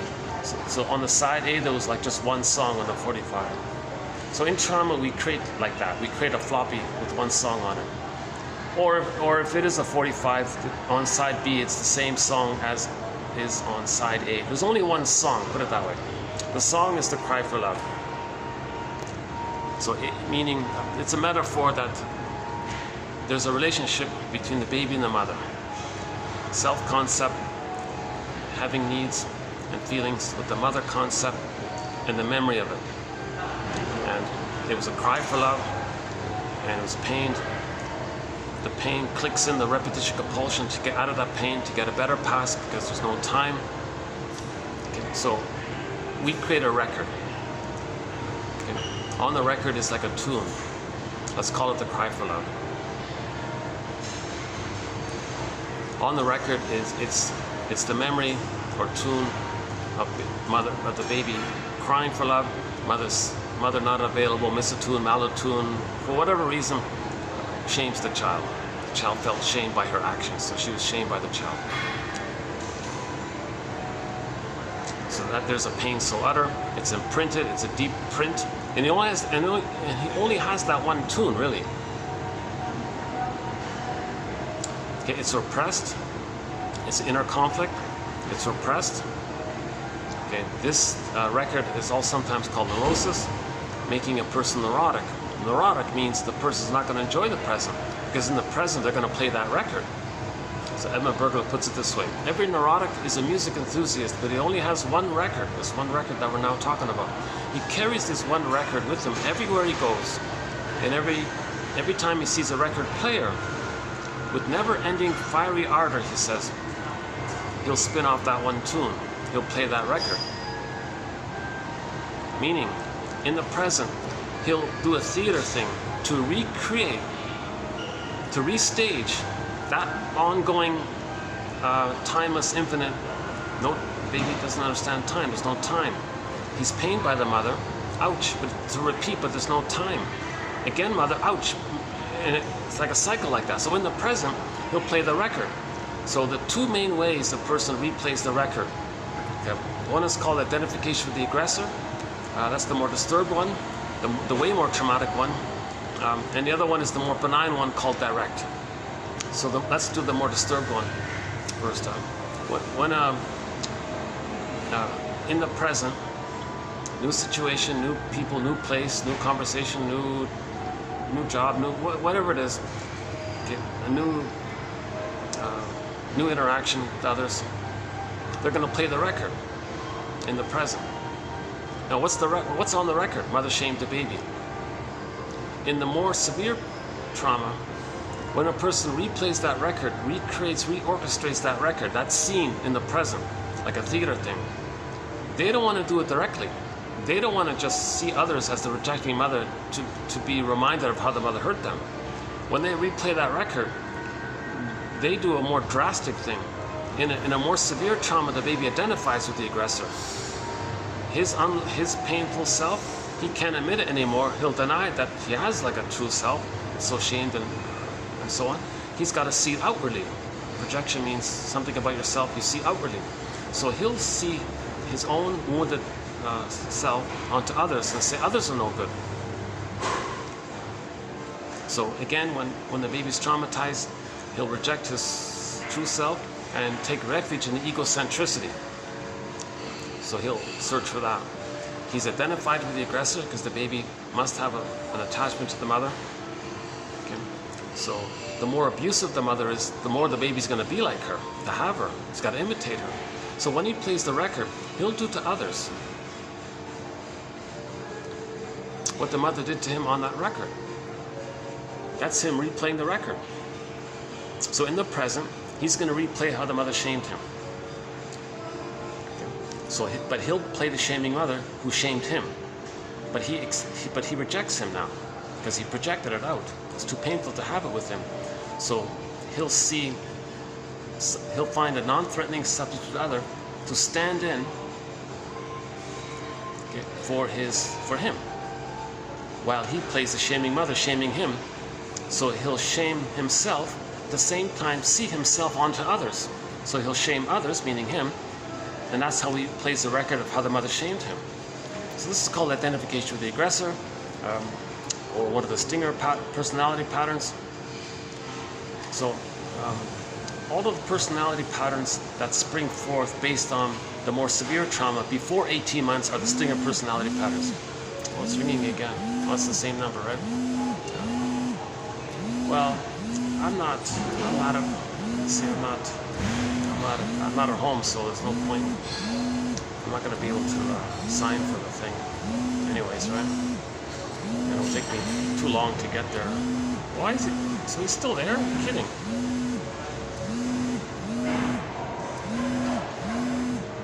So let's just let it ring out then. No big deal. I'll get the little slip there and I'll go to the place to pick it up then.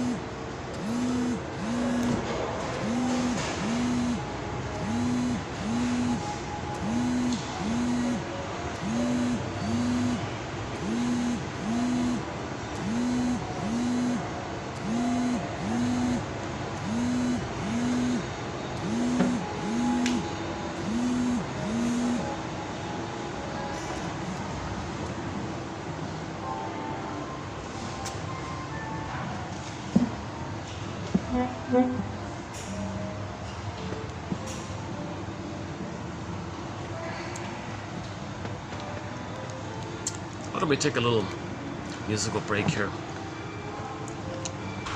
Yesterday I opened the video up with a song called Rakia Su Kalaman. Is that right? A band called Alton Gun, their cover of an 80s hit called Rakia Su. I have no idea what it means. It's sort of a fun song here. Let's take a musical break here.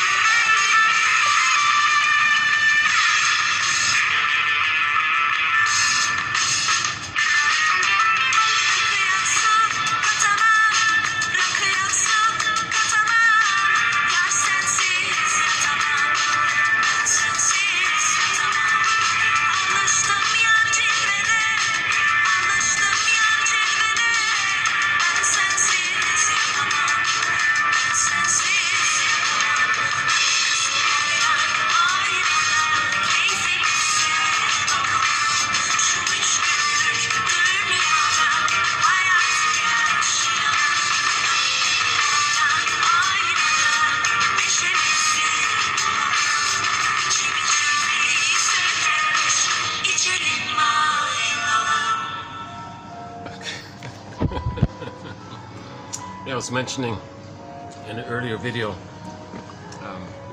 that this song was originally a hit in the 80s in Turkey, and this band, this Turkish band, Altın Gün, did a jazzed up cover of it, which you just heard recently.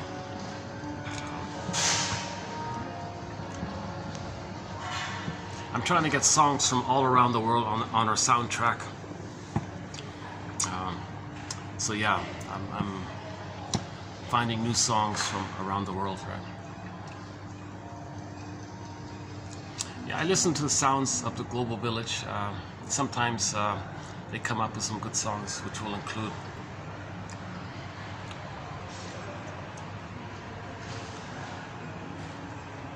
and sometimes just by chance. You know, a lot of very good songs on our soundtrack.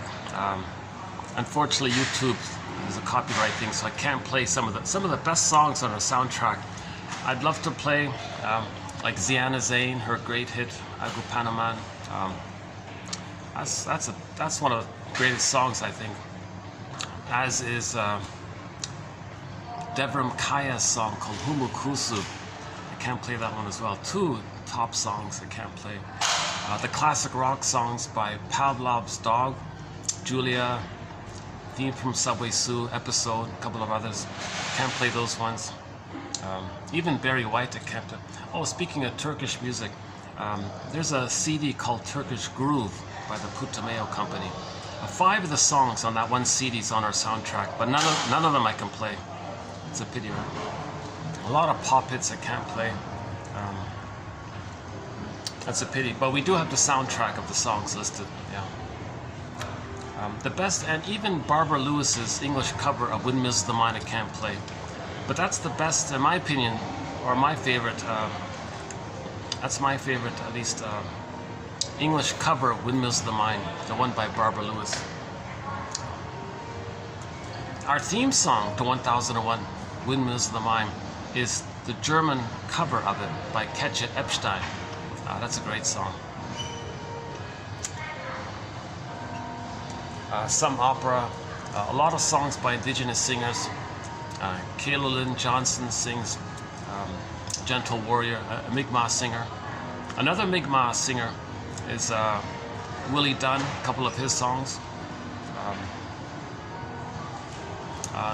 Willie Mitchell, the one who sings Call of the Moose, Birch Bark Letter, and I Promised You a Song, a few others.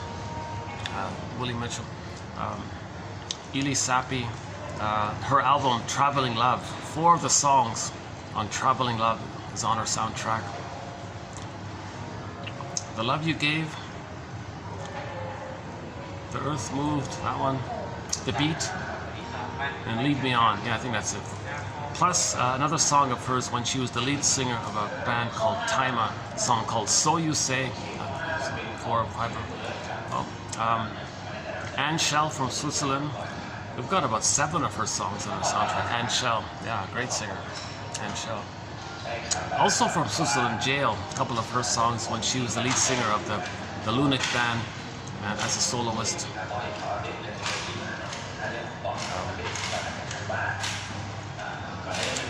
Beatrice Steer, one of our musical voices as well.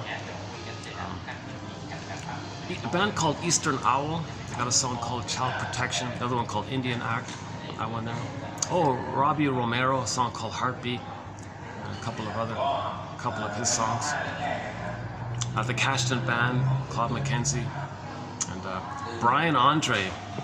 He's sort of a one-man's Cashton band, Brian Andre. So we recently played a couple of his songs. Yeah, we played Nika Tui. What is it again?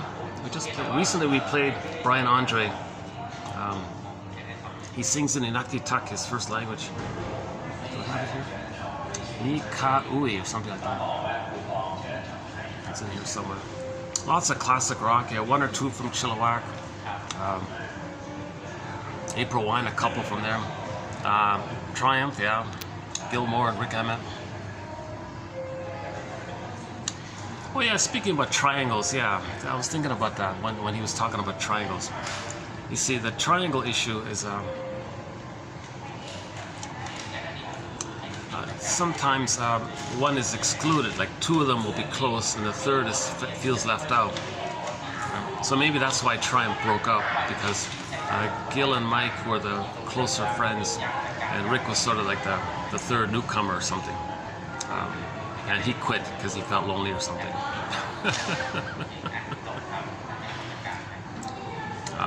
He would bring a song to the two guys and they would triumphize it, he said. So he left and wrote his own songs, right? And we've got two songs from Rick Emmett from his first solo album. We've got Big Lie and Saved by Love, good song, Saved by Love. I twisted it, I'm calling it Saved by Understanding. We're saved by understanding. If we understand what happened to us, and we understand our parents and why they did what they did, we're saved. We're getting our feelings back, we're saved. Saved by understanding. Understanding, forgiveness are synonymous. Okay? Understanding, recognition, empathy, synonymous. Empathy, forgiveness, synonymous. We're saved by understanding. These 10,000 quotes are there to build understanding.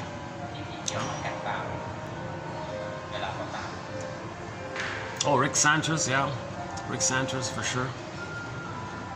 Both as the lead singer of the band Sanchez and as him being a soloist. 3 songs from the Glee soundtrack, yeah, the Glee soundtrack. Dan McCafferty's one of our musical voices. Oh, we've got the clips. Oh yeah, we got 2 songs from the soundtrack to the Odyssey, the one starring Amanda Sante, Calypso and the finale, the final track. Those 2 great songs. Oh, Streetheart, oh my God, Kenny Shields of Streetheart, a bunch of songs from them. Actually, I have 2. Oh, Delirium, oh my God, we got 4 great songs by the band Delirium. Self-Saboteur, Truly, hang on, Self-Saboteur, Truly, oh,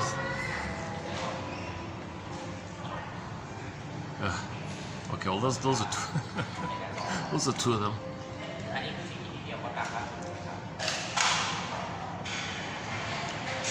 The Doobie Brothers' song, What a Fool Believes, is the song that links into our thread on transference love, or puppy love. Should I move here? What's going on here? Oh, there's a guy right beside me.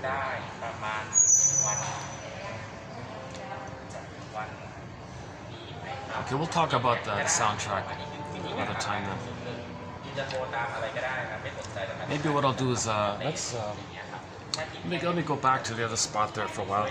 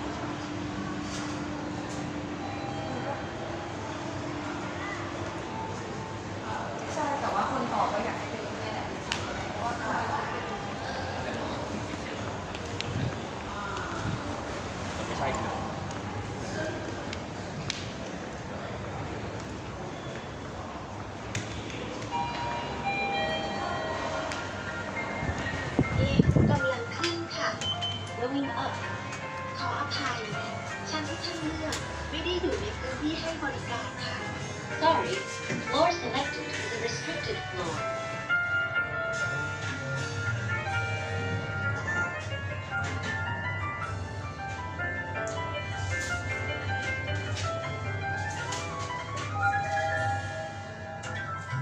ชั้น6ค่ะ 6th floor.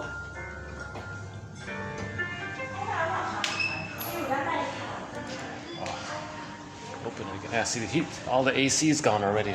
Thanks. It's a sauna up here.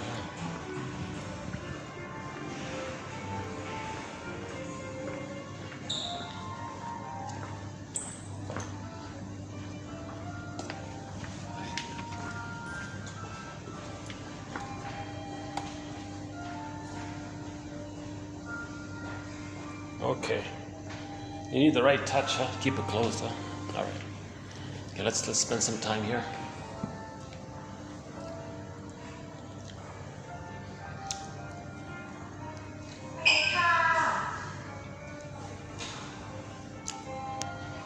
Kelly Fraser, yeah, looking for a seal. That's a song we can talk about a fair bit.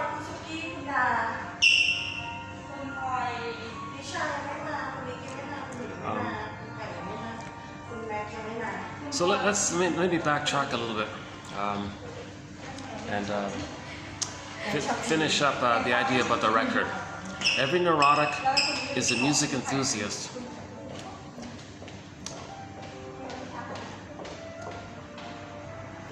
Every neurotic is a music enthusiast, but he only has one record. He only has one. That's the problem. He would love to love life and have variety of life and have creativity and spontaneity and play and feelings and mourn and know his interests and mutuality and have a wide range of feelings, needed feelings, appropriate feelings. He would love all that. He would love all that. The problem is he only has one record. In trauma, we only have one record, the cry for love. He carries this one record with him everywhere he goes. In every new situation, he recreates what's on that record, the cry for love. So the cry for love takes two forms. The more convoluted, way more painful, hard to see cry for love is when the person imitates the mother and treats others the way the mother treated them. Now imagine somebody in the present being on the receiving end. Are they going to say, "Oh, are you doing this to communicate how your mother treated you?" It's called amnesic memory. And how he's trying to find memory. It's called he remembers, but it's amnesic. He's trying to make it conscious by acting it, so he can see it. Okay? So the person doing it is meant to see it. The person treating others in a negative way is meant to know and to see and to reflect on how the mother treated them. The way they're treating others is basically for them to know how their mother had treated them. That's a therapeutic turning point when a person can reflect on that. Then they get back on track and so on. Right? So we had a very good quote from 2 months ago. This one woman wanted to have a child. And she said to herself, no, I don't want to do to my child what my mother did to me. So first, before having the child, she went to the analyst, right? And she recreated in her amnesic memory her childhood in the present. And Shrink said that. You're showing me what kind of childhood you had. What do you mean? You're letting me know what kind of mother you had and how it felt being with her. What do you mean? You're putting me in the role of you and you're acting like her, and I feel this pull to feel what maybe you felt with her. She goes, oh my God. And she had that kind of therapeutic turning point, and then grief is healed when it's witnessed by a caring other. So she's got the basket, the interpretations, the consciousness, okay, the caring presence makes you feel safe, to bring up your feelings, get back your golden ball. So she did the analytic work, got back her golden ball, differentiated, and then when she had a child, she was present for her baby. She didn't need to use the baby to recreate and stage what had happened to her. One second.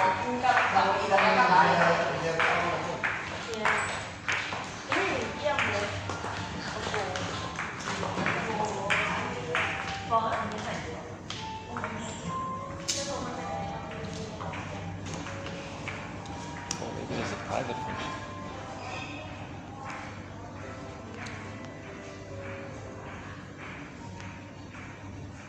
Let me close these doors here.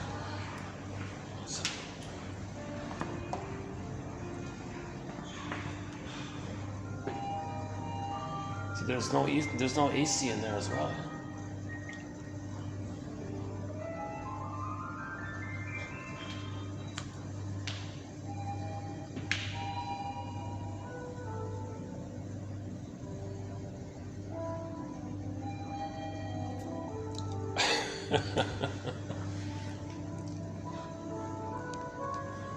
It takes so long to cool the room. They open the door and poof, in like 5 seconds, all the AC is out, eh? It's still pretty hot out there, right? It's still, you know, in the high 30s, and with the heat index, you're in the low 40s now. It's still pretty hot around here.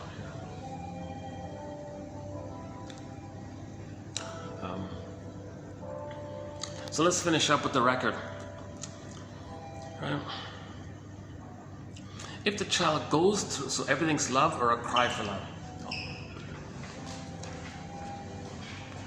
Yeah, that's a problem with the door. Every time someone opens the door, it never shuts properly.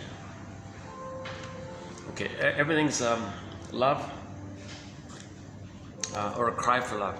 If the child goes through the developmental process with the mother, if he gets his psychological birth, meaning he felt safe and had his needs met from birth to 3. So he went through a so-called developmental process. Again, the psychological birth of the baby just doesn't automatically, magically appear with the biological birth.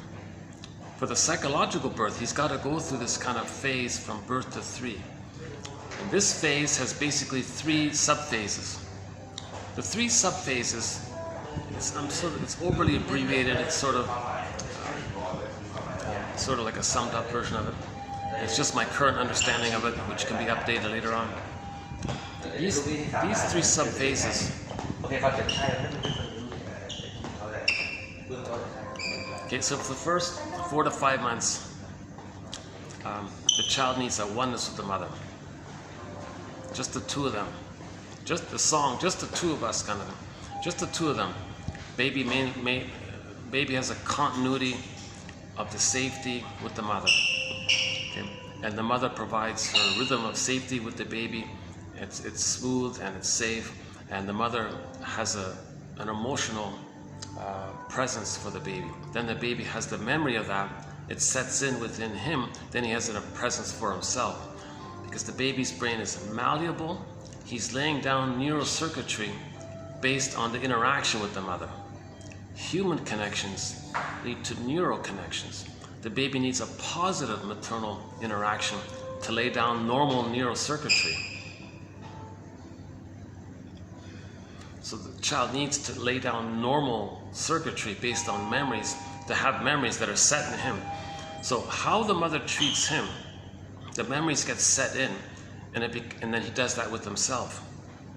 Because his brain wiring is based on the interaction with the mother. So if for example, if the mother has this kind of presence for the child, the memories are there that the mother was present to him. Then later on, he has that ability to be present to himself. If the mother sees, hears, feels the child, those memories are there. He can do those things for himself. Most in particular, if the mother soothes the child, the memories are there that the mother soothed him. Those wiring gets, and it's set in part of his mind. Now he can soothe himself because the wiring is set. The template is set based on interaction. So Masterson's summary for this is: object relations theory is the study of the internalization of interpersonal relationships. We create an intrapsychic world, a memory mapping system, endopsychic structure, psychic relational units, templates, memories basically, internal objects they call it. I don't go with subpersonality, that's too confusing. A lot of traffic here. Maybe I should, I wonder if I can go back down. Maybe I can,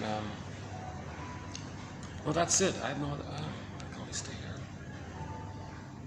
Hang on a second. I got that very noisy guy beside me downstairs, right? The 4th floor is being used. No, that's it. These are my only spots here.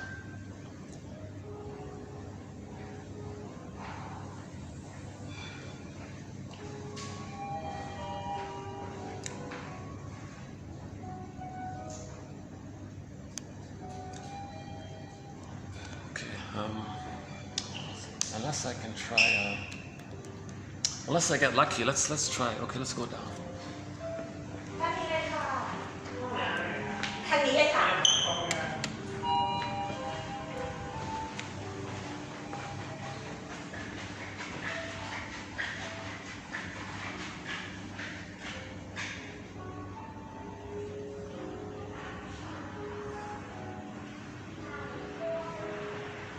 Are they closed?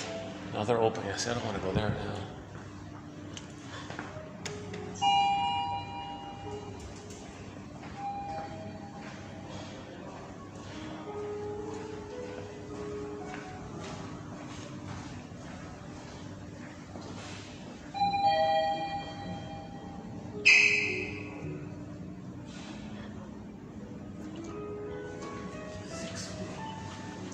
Lift กำลังลงค่ะ Going down.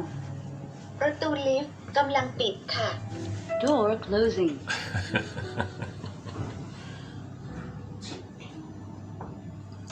There's nothing else here, right? See the mall second try. Let's see. Okay, hang on. Let's try this. Oh, or they bust. Obviously, yeah, that's okay. Yeah. First floor. The elevator is quite fast. Good, yeah. ลิฟต์กำลังขึ้นค่ะ Going up. ขออภัยชั้นที่ท่านเลือกไม่ได้อยู่ในพื้นที่ Yeah, well, it's busy today. Yeah, look at that. Sorry, Yeah. the floor selected is a restricted floor. ประตูลิฟต์กำลังปิดค่ะ Door closing.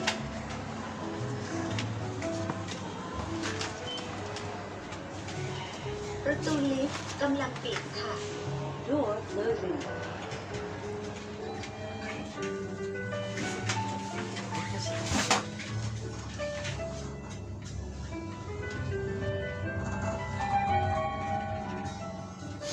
ชั้น3ค่ะ Third floor.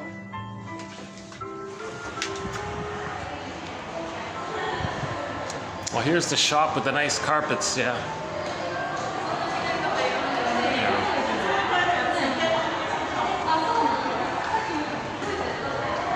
Oh, they got the cute elephants here. That's a new one.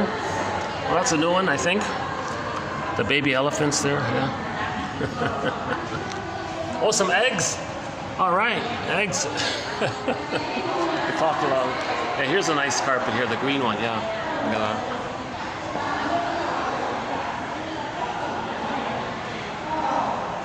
Oh, some more elephants. Oh, they got some new.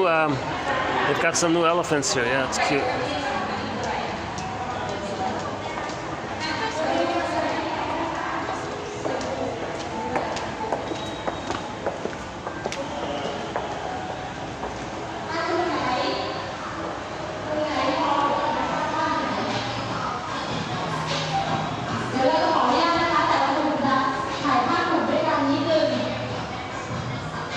Now, there might be a spot over here. Hold on a second.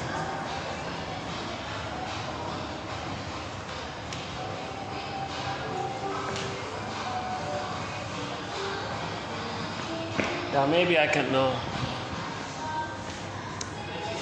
Oh, these guys here.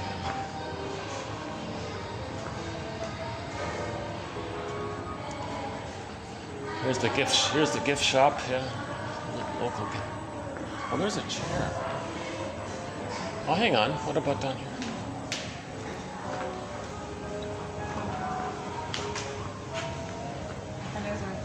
Hi.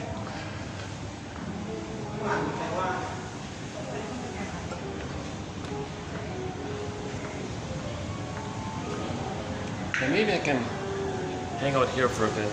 That can work.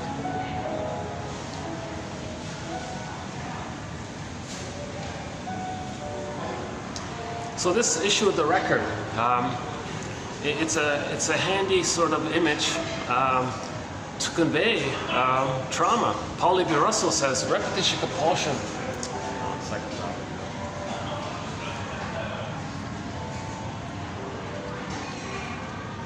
Repetition compulsion and trauma are synonymous. If we're repeating the past and the present, where the present is the presenting past, we transfer the past into the present. Yes, we understand the present's the present, but emotionally we're in the past. So the present is like a new emotional re-edition of the past. Oh, 1 second. Wait, every time someone passes by, it's going to get a little bit. Oh, okay, so much for that idea.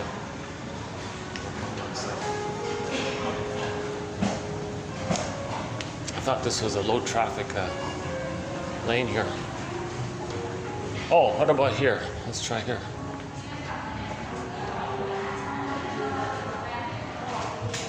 Okay, here, this should be okay for a bit. Let's try this for a bit.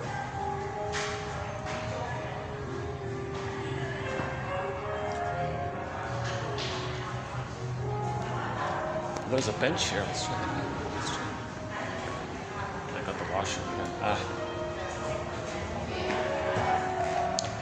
It's really hard to get a spot that's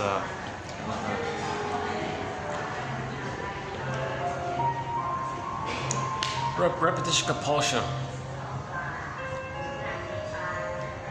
This is not going to work either.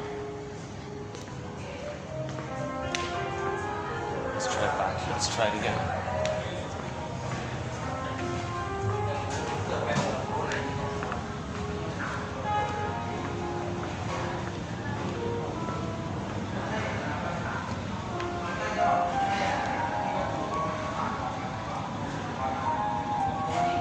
So, repetition compulsion.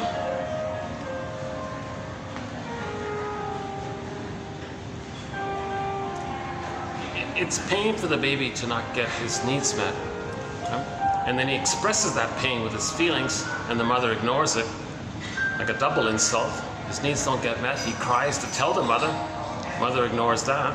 Oh my God. So his psychological life, his inner life, his feeling self gets denied, repressed.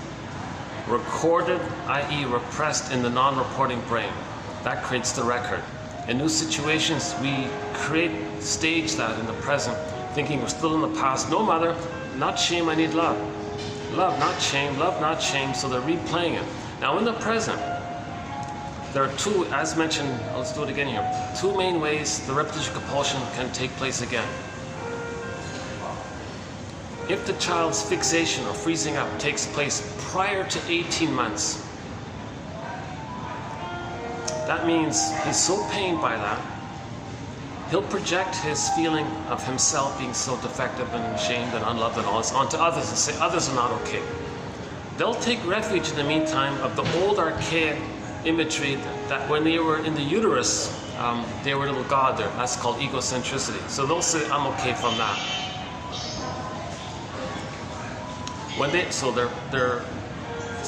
That's their identity, this egocentricity thing. Now, it's fueled and maintained, and it's addictive. Well, I guess they're the...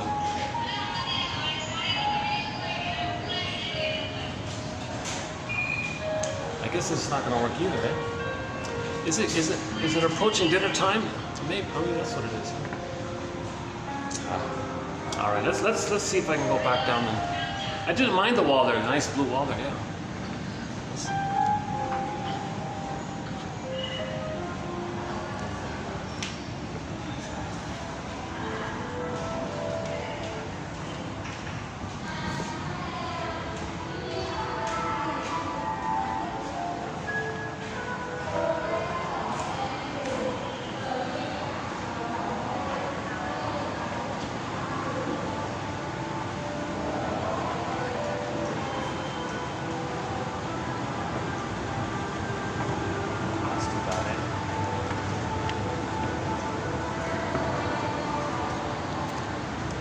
See, I'm very mindful not to get anybody's way or block any kind of traffic or something. So I want to keep coming here to do these videos. Let's see if that fellow has moved on or...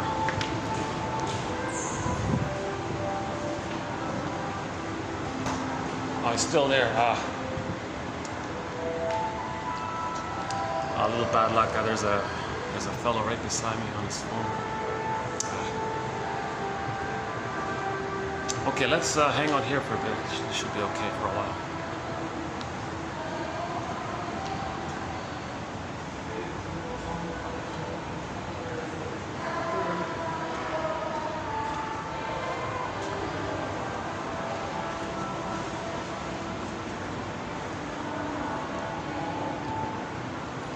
Okay, I think it should be okay.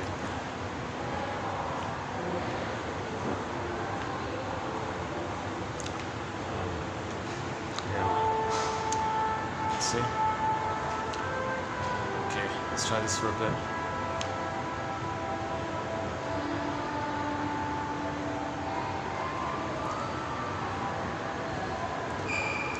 I feel like there's a lot of valuable practical quotes here, so it might be worth putting up with some of these delays and things, you know. So back to the stinger personality patterns. So I won't do it here in this video, but there are a variety of so-called stinger personality patterns that develop when the trauma takes place, where the freezing takes place prior to 18 months. Those are the various stinger personality patterns: the narcissistic pattern, the bully pattern, the aggro pattern, low functioning BPD pattern, and some of the other, a few other ones. Because in those case scenarios, the person gives up on himself, doesn't want to live again and feel again how their mother hurt them. So they'll see their woundedness onto others. Even though they shame others to replay how the mother had shamed them, it doesn't change anything. It doesn't correct the past. It just masks it over, so to speak. The issue is still there. But so that's why it's called the defense mechanism. Things we do to not feel the pain of mother's misattunements and unavailability conditions and all this. So an underlying premise for this is that when the baby's born, he needs paradise to continue. If it's not there, okay, because babies think it's all them, they create everything, it's all for them, they're everything. The baby's, the theory is the baby in the uterus doesn't understand that he's like a separate person inside his mother who's a separate person. In the beginning, it's just him. Solipsism. He's the center of it all. He's got his golden ball. The power of the mother is his power, infantile megalomania. So he's in paradise, he feels happy, he's present, he's strong. So times are good, Robert White jokes. Now when he's born, he needs an extended paradise. It's also called the Garden of Eden, Paradise, Shambhala, Shangri-La, etc. Avalon, Nirvana maybe. All these paradisical kind of images where the child has his golden ball, means he's alive. The vibrancy, the sun, he's got his golden ball, his feelings. So he's enjoying the present.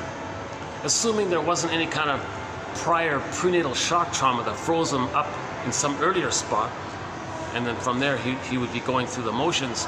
Assuming that didn't take place, assuming he's in a welcoming womb where the mother's not arguing or drinking or going to heavy metal concerts, where the baby isn't experiencing too much cortisol from the mother, assuming he's in a welcoming womb, he feels pretty good.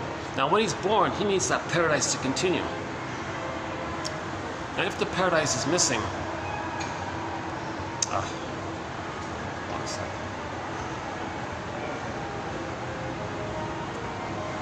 Okay, let's try again.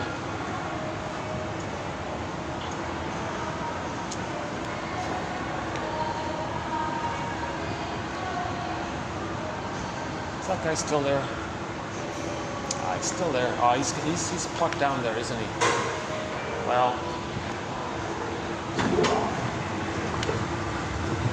he's off the phone, so at least I can.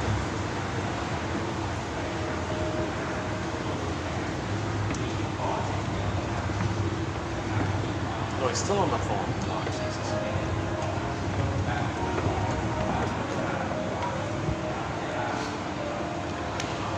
Would you believe that guy is still on the phone the whole time?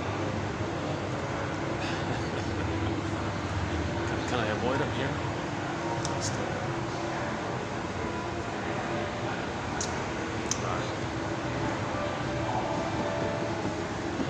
A little bad luck, yeah. See, is it Friday? Today's Friday, isn't it?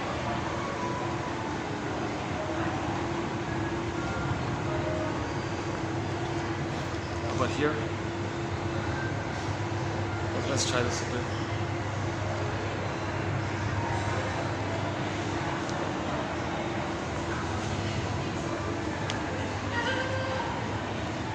It's too bad I can't use this, eh? That'd be nice, eh, if I could use that. Let's go back to this track, 60 minutes.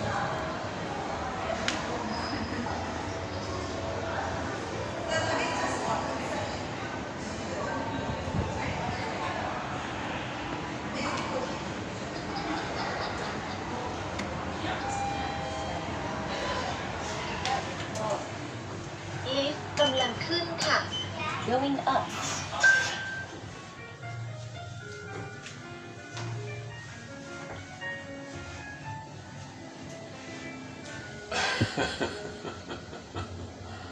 Sitting up here.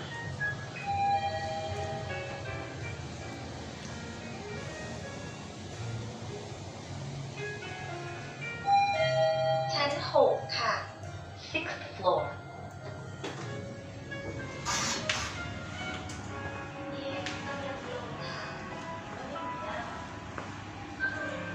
See, I can't use this area because there. See, you got the fitness room there, and you got the offices there, so I can't really use that.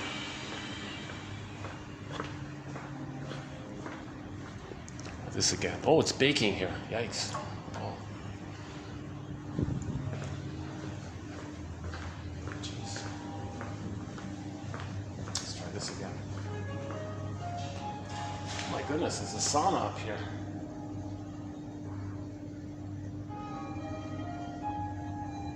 Okay, stay put. Let's try this. Hopefully I can spend some time here for a bit.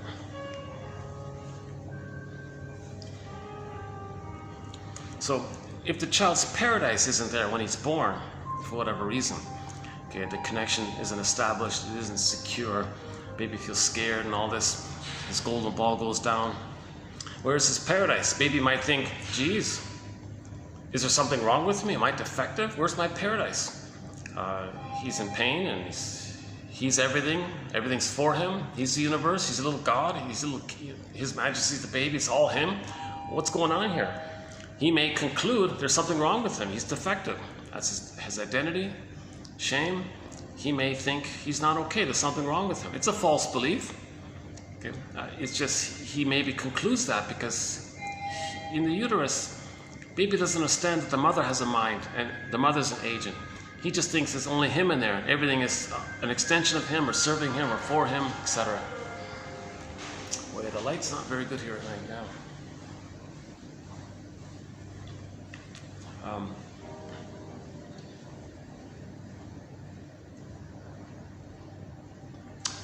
Okay. All right. So it's a misunderstanding on the child's part. So that's part A. Part B, baby can't parse out where he begins and ends and where the mother begins and ends. So if the mother's quote-unquote defective, he thinks he's defective because the mother's him.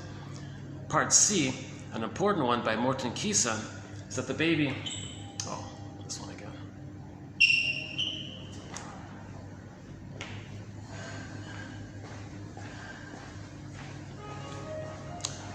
The baby...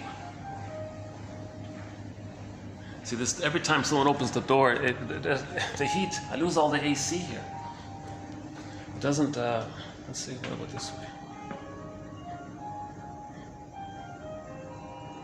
Okay, stay put, huh, will you?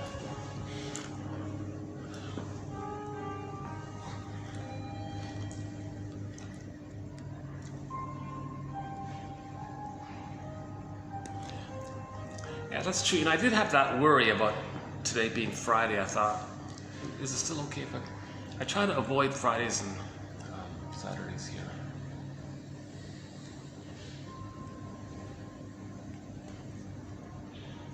Yeah, I'm baking here already. Yeah, it's pretty hot up here. Where's the AC? Yikes.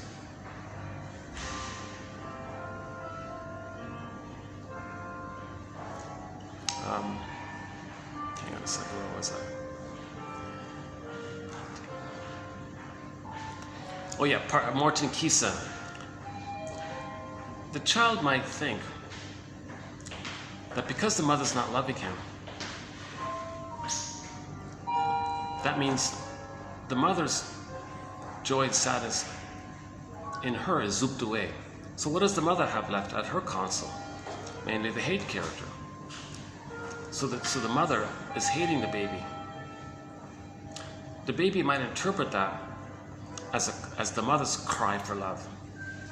Everything's love or a cry for love. So the mother is crying for love by hating the baby. Baby might think, oh, mother's crying for love here.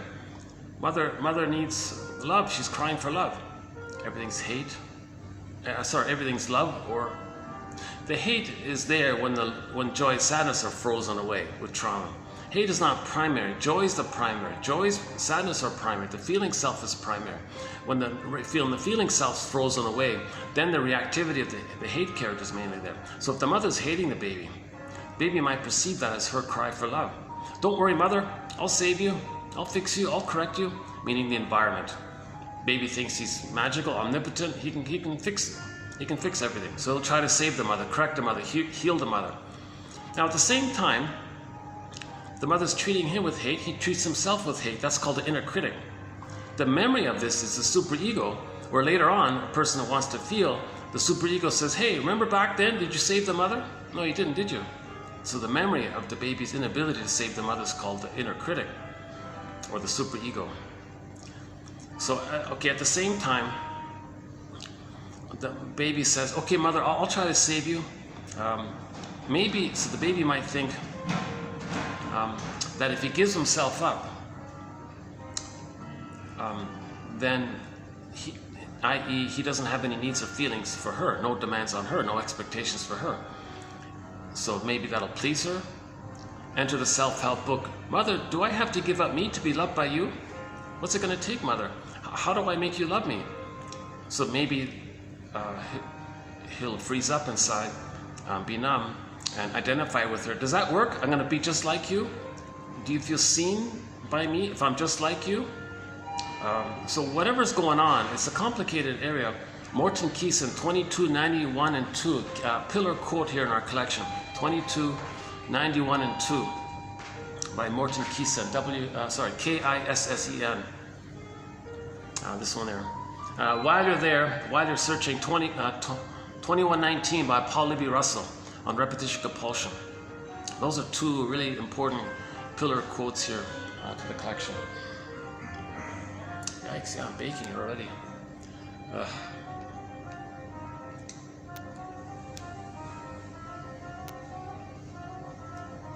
Well.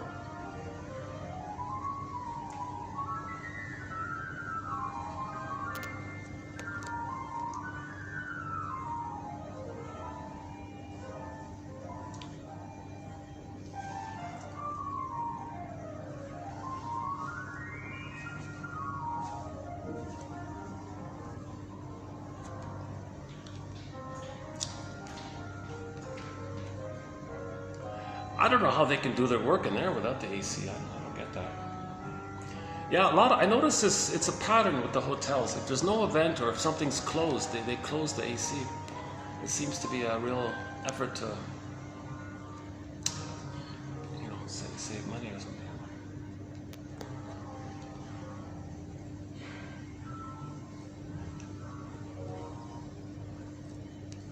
Well, I gotta cool off. Sorry. Okay, let's try this again. Hold on a second.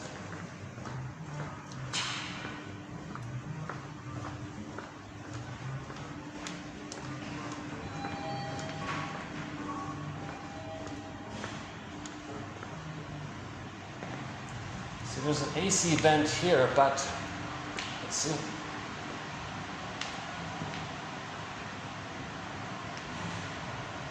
Jeez, yeah, it's really low. Oh my God, there's they don't really have the AC on, really. I'm barely getting a draft here, even up here.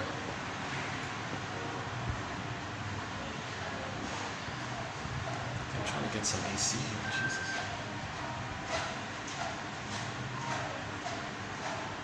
I'm tempted to go into the. Let's see. So there's the fitness room, right? You need to be a member to go in there, right? Jeepers, huh? No, there's no AC on this whole floor. I'm just getting a little bit of a draft, so I'll stand right here at this very spot. I got a little bit of a breeze, like a fan kind of thing, but it's not AC, but I'll take it. Let's stand right here for 10 minutes if I can. Jeez. So the baby cannot save the mother. He'll try, he'll give himself up to please the mother. One author says, gee, maybe mother is uncomfortable with my feelings and needs. I don't want to make my mother uncomfortable. I want to make my mother comfortable, because if she's comfortable, she'll provide the paradise that I need. So my feelings and needs bother her. They're a threat to her. She can't take my feelings and needs. Okay, I'll squelch them, mother. Don't worry, mother, I'll save you. I'll squelch myself to save you. So the baby tries all sorts of things to correct his mother, heal his mother. Okay? And the baby receives mother's hate as a call for love. I'll save you, mother. So no baby can do it. It's impossible. It's ridiculous. No baby can magically convert a traumatized, dysfunctional, angry mother and make her be a healed, loving, present, emotionally available mother. No baby can. He'll try. He's got to try to have his paradise.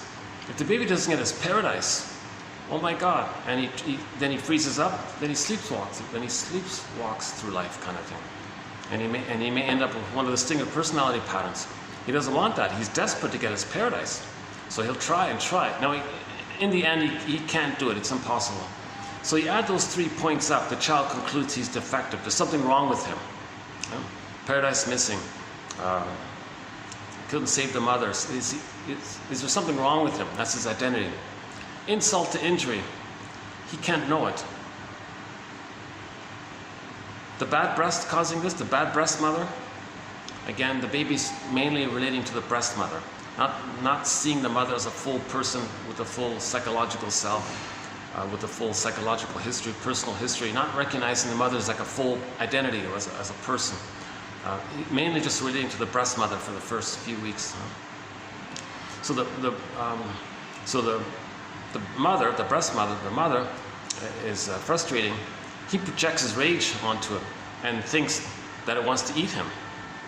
The baby's, as mentioned before, the baby's unmet need that turned into oral greed is devouring oral greed. It's timeless, insatiable.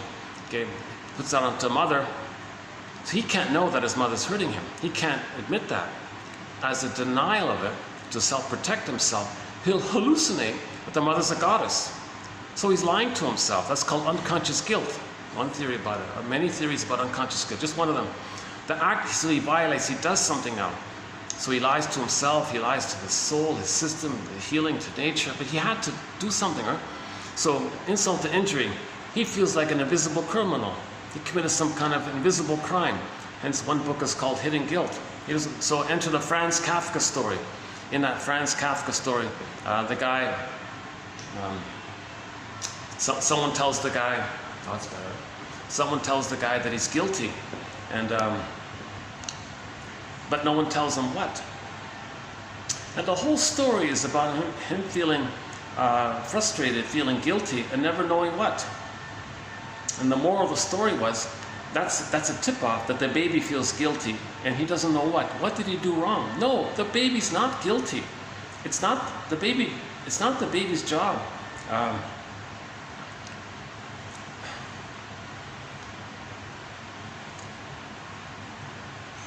To save the mother, and the baby desperately had to hallucinate a good mother to survive. Why is he guilty?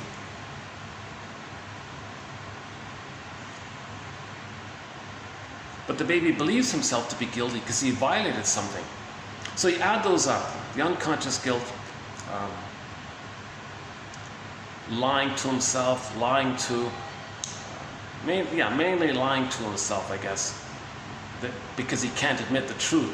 The mother's rejecting him. He's going to lie. So he's guilty. Like, why can't he tell the truth? Something like that. So you layer the unconscious guilt over on top of the underlying unconscious shame. You add those 4 points up. All babies begin briefly, temporarily, for the first few weeks, let's say, with the mindset of a self-concept that's defective, no good. Mother must be seen as good, so the child's mindset is, I'm no good, mother's good. You put a dash, that's the template. So you put a dash between the M and the O and the word mother. So later on, the template says, I'm not okay, other's okay. Mother, other, other's you. So I'm not okay, you're okay. So all babies begin with, I'm not okay, you're okay. That's brief. It's just meant to be for the first few weeks. In normal development, it becomes existential hearsay. And the child ends up with, I'm okay, you're okay. But in the beginning, no mother's perfect, the child has to manage this. So he may temporarily create this psychic maneuvering. It's just meant to be brief, and it's meant to be existential hearsay. So in the beginning, all babies begin with, I'm not okay, you're okay. Okay, yes, people can argue about the theory if the baby has a smooth delivery and the attachment takes place securely, and maybe the child can maintain this paradise and maintain I'm okay, you're okay throughout. That's great, that's awesome if that takes place. But usually the mother's there's always some little thing with the mother going on, right? In her environment. Not trying to blame her.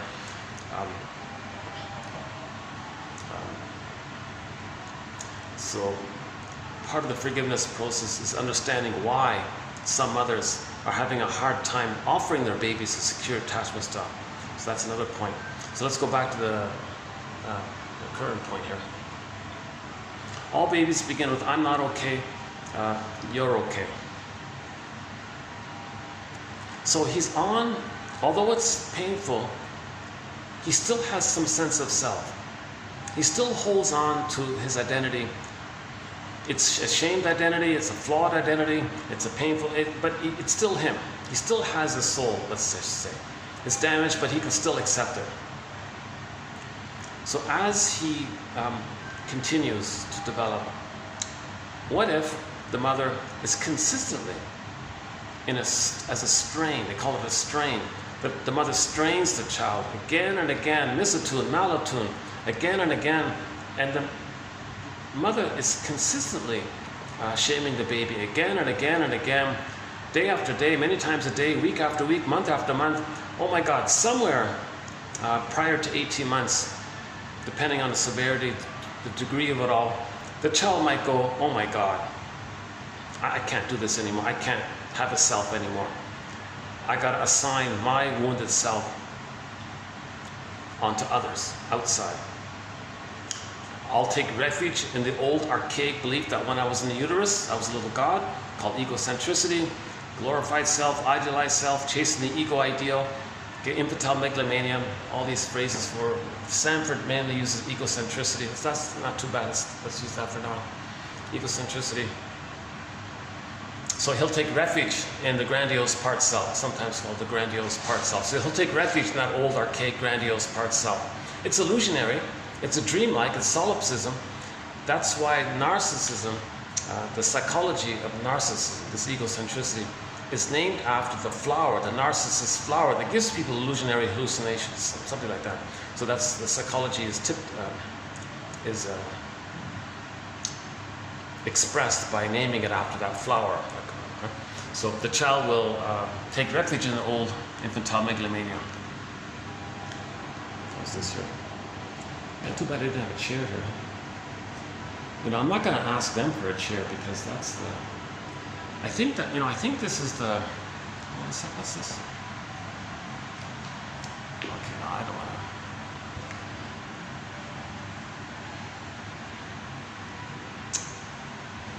to. Okay, I've cooled off a bit. Yeah, I think I've cooled off a bit. Let's go down.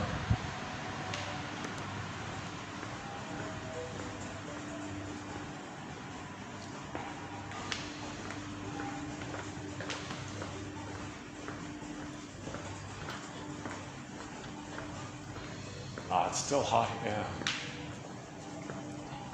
That door never closed. Jeez, that door keeps open.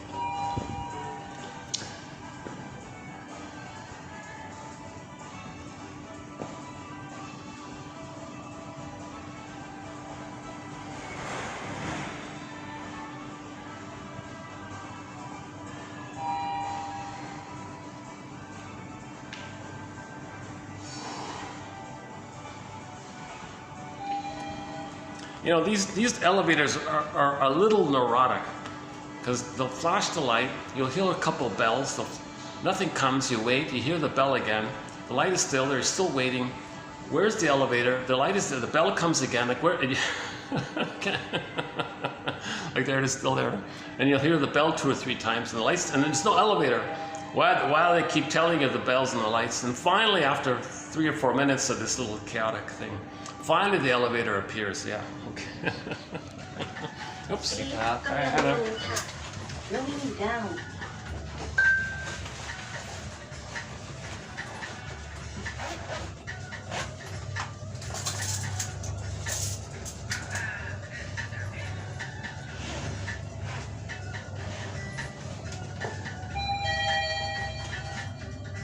ชั้น1ค่ะ First floor. ลิฟต์กำลังขึ้นค่ะ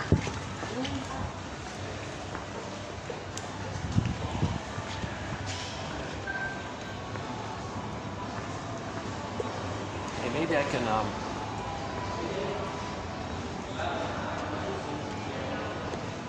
maybe I can try this for a bit. Let's try this for a bit. That guy's still on the phone beside me, can you believe it? Boy, it's busy today here, yeah. Oh, that's right, oh my god, the high... I can't tell anymore what's low season or high season. It's just constantly packed all the time around here.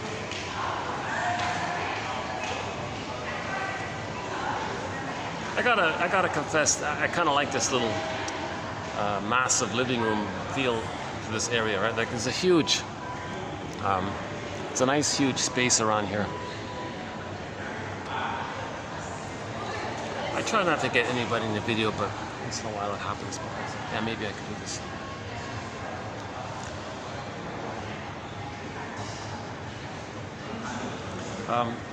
So if the baby's holding on to I'm not okay, you're okay. He's trying to hold on to I'm not okay, you're okay, but he's ouch, mother, no, ouch. And he's again and again, the child is going to receive too many stress hormones by this. As a trick to not get all of these stress hormones, to protect himself physiologically, he's got to assign or believe or attribute or think somehow that he's the little god that he was in the uterus. That makes him feel grandiose, important, inflated. His humanness of it all. No, others are no good. Others can have that. Others can have a soul. I don't want a soul, he's saying. Others can have my soul. That's the most desperate, the most tragic, desperate psychological dynamic when babies are traumatized. If they have to ultimately assign others their defectiveness and take refuge in the grandiosity of the little god thing. So then they'll have this insult book. So cynicism gratifies the grandiosity, the egocentricity. Okay. So the mother was in a one-up position over them. They were hurt. They identify with the mother hurt them. So it's going to come from there. So in the mindset of others are not okay. They mean themselves, but they don't want to admit it. So they say others are not okay. It's still themselves, but it's called trance logic. It's Alice in Wonderland in there. It's a different logic. In the primary process mentation, in the mind imagery world of the baby, it's called primary process mentation. No time, flipping, double think, trance logic. You do this and you believe something else. Double think, you act this and like the bully pattern. He acts like the aggressor, thinks the victim is the one that caused him hurt.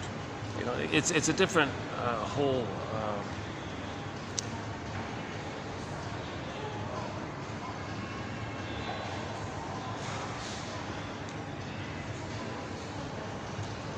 Yeah, the security guys are very a little more active, right? It's busier.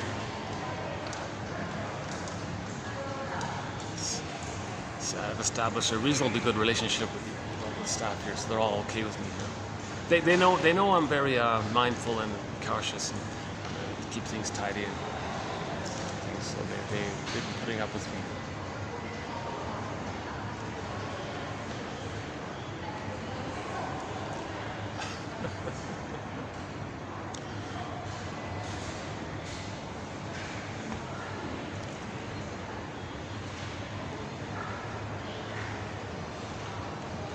Still there.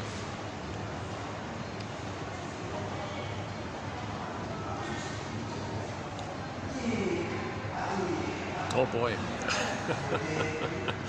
One fellow has an extremely flamboyant appearance. Wanting to feel alive. So there's somebody who wants to feel kind of alive, kind of thing. Yeah, Joseph Campbell says this. In the conclusion of his studies was, yeah, we want to find our vitality. We want to feel alive. In trauma, the golden ball goes down the well. You know, that's the feeling of aliveness. It goes down the well. Joy and sadness are zooped away, lost away in the unconscious. And we spend the rest of our lives trying to get it back. That's Robert Bly's message. His metaphors about the bag. He says, by the age of 5, so much of who we're truly meant to be, who we could be if we're loved, it gets repressed. Meaning it gets recorded or stenciled into the neural networking system known as the non-reporting brain. Now we're not aware of it, but it's recorded. So that's the shadow. When we don't see something, it's called a shadow. So Robert Bly's image is the bag that we drag behind us. It's a shadow. You don't like your shadows behind you. And we put so much of us into this bag. Okay? It's called repression. And then we spend the rest of our lives trying to get it back. We put it in there by the age of 5, and then the rest of our lives we're trying to get it back. Okay, that's called the second journey of midlife, the hero's journey of midlife, the midlife audit, the midlife examination period, self-reappraisal, know thyself, heal thyself, this whole area. So all that energy in there is in cooperation with the nature's drive for healing. So this energy in there, this unconscious world, it's trying to make us conscious. So the unconscious self is saying, hey, conscious you, I want you to be conscious of you. What do you mean? I'm going to be like a puppet master and get you to distort the present, misperceive the present, make up the present, cast people from the nursery, people in the present into roles from the nursery. I'll let you play, for example, the shaming mother. I'll let you see others as defective and think they're no good. I'm going to get you to imitate your mother and treat yourself how she treated you, but see yourself on others, treat others the way you were treated. And that's my way to make you aware of what happened. Like, whoa. Right? So the projector has to do this. The victim can't bring this to their attention.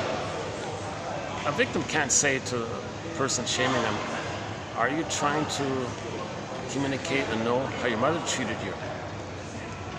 Only skilled shrinks can have the art and craft of making such an interpretation at the right time based on a relationship being established between the two. The average person can't really do that kind of thing. It would just enrage the person. People with distinct personality patterns don't trust anybody, so they won't accept any kind of feedback from anybody.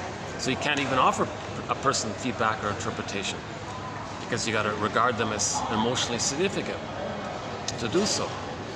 But you don't want to be reminded of the mother. So to not feel that pain, you reject the person in the present. Never trust anybody in the present, because that would bring up the feeling of the loss of basic trust with the mother. To not feel that pain, you don't trust anybody in the present. Simple, basic, classical conditioning.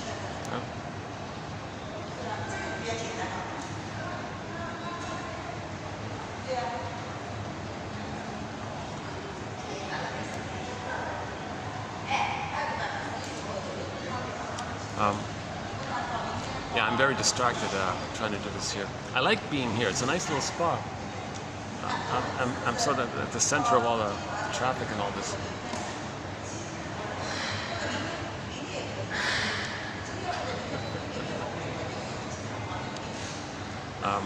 The last time I was here, I had a good video. It turned out to be a good video the last time I was here. I was in one of these Star Trek chairs. They've got these Star Trek chairs here, right?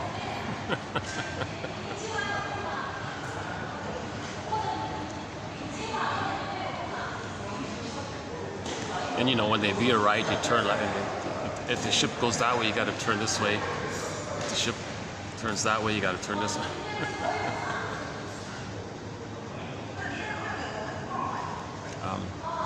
So if the child develops a stinger personality pattern, This takes place when the child has a mindset that they gotta project. Oh, the battery. Oh no. Oh, hold on a sec. To be continued.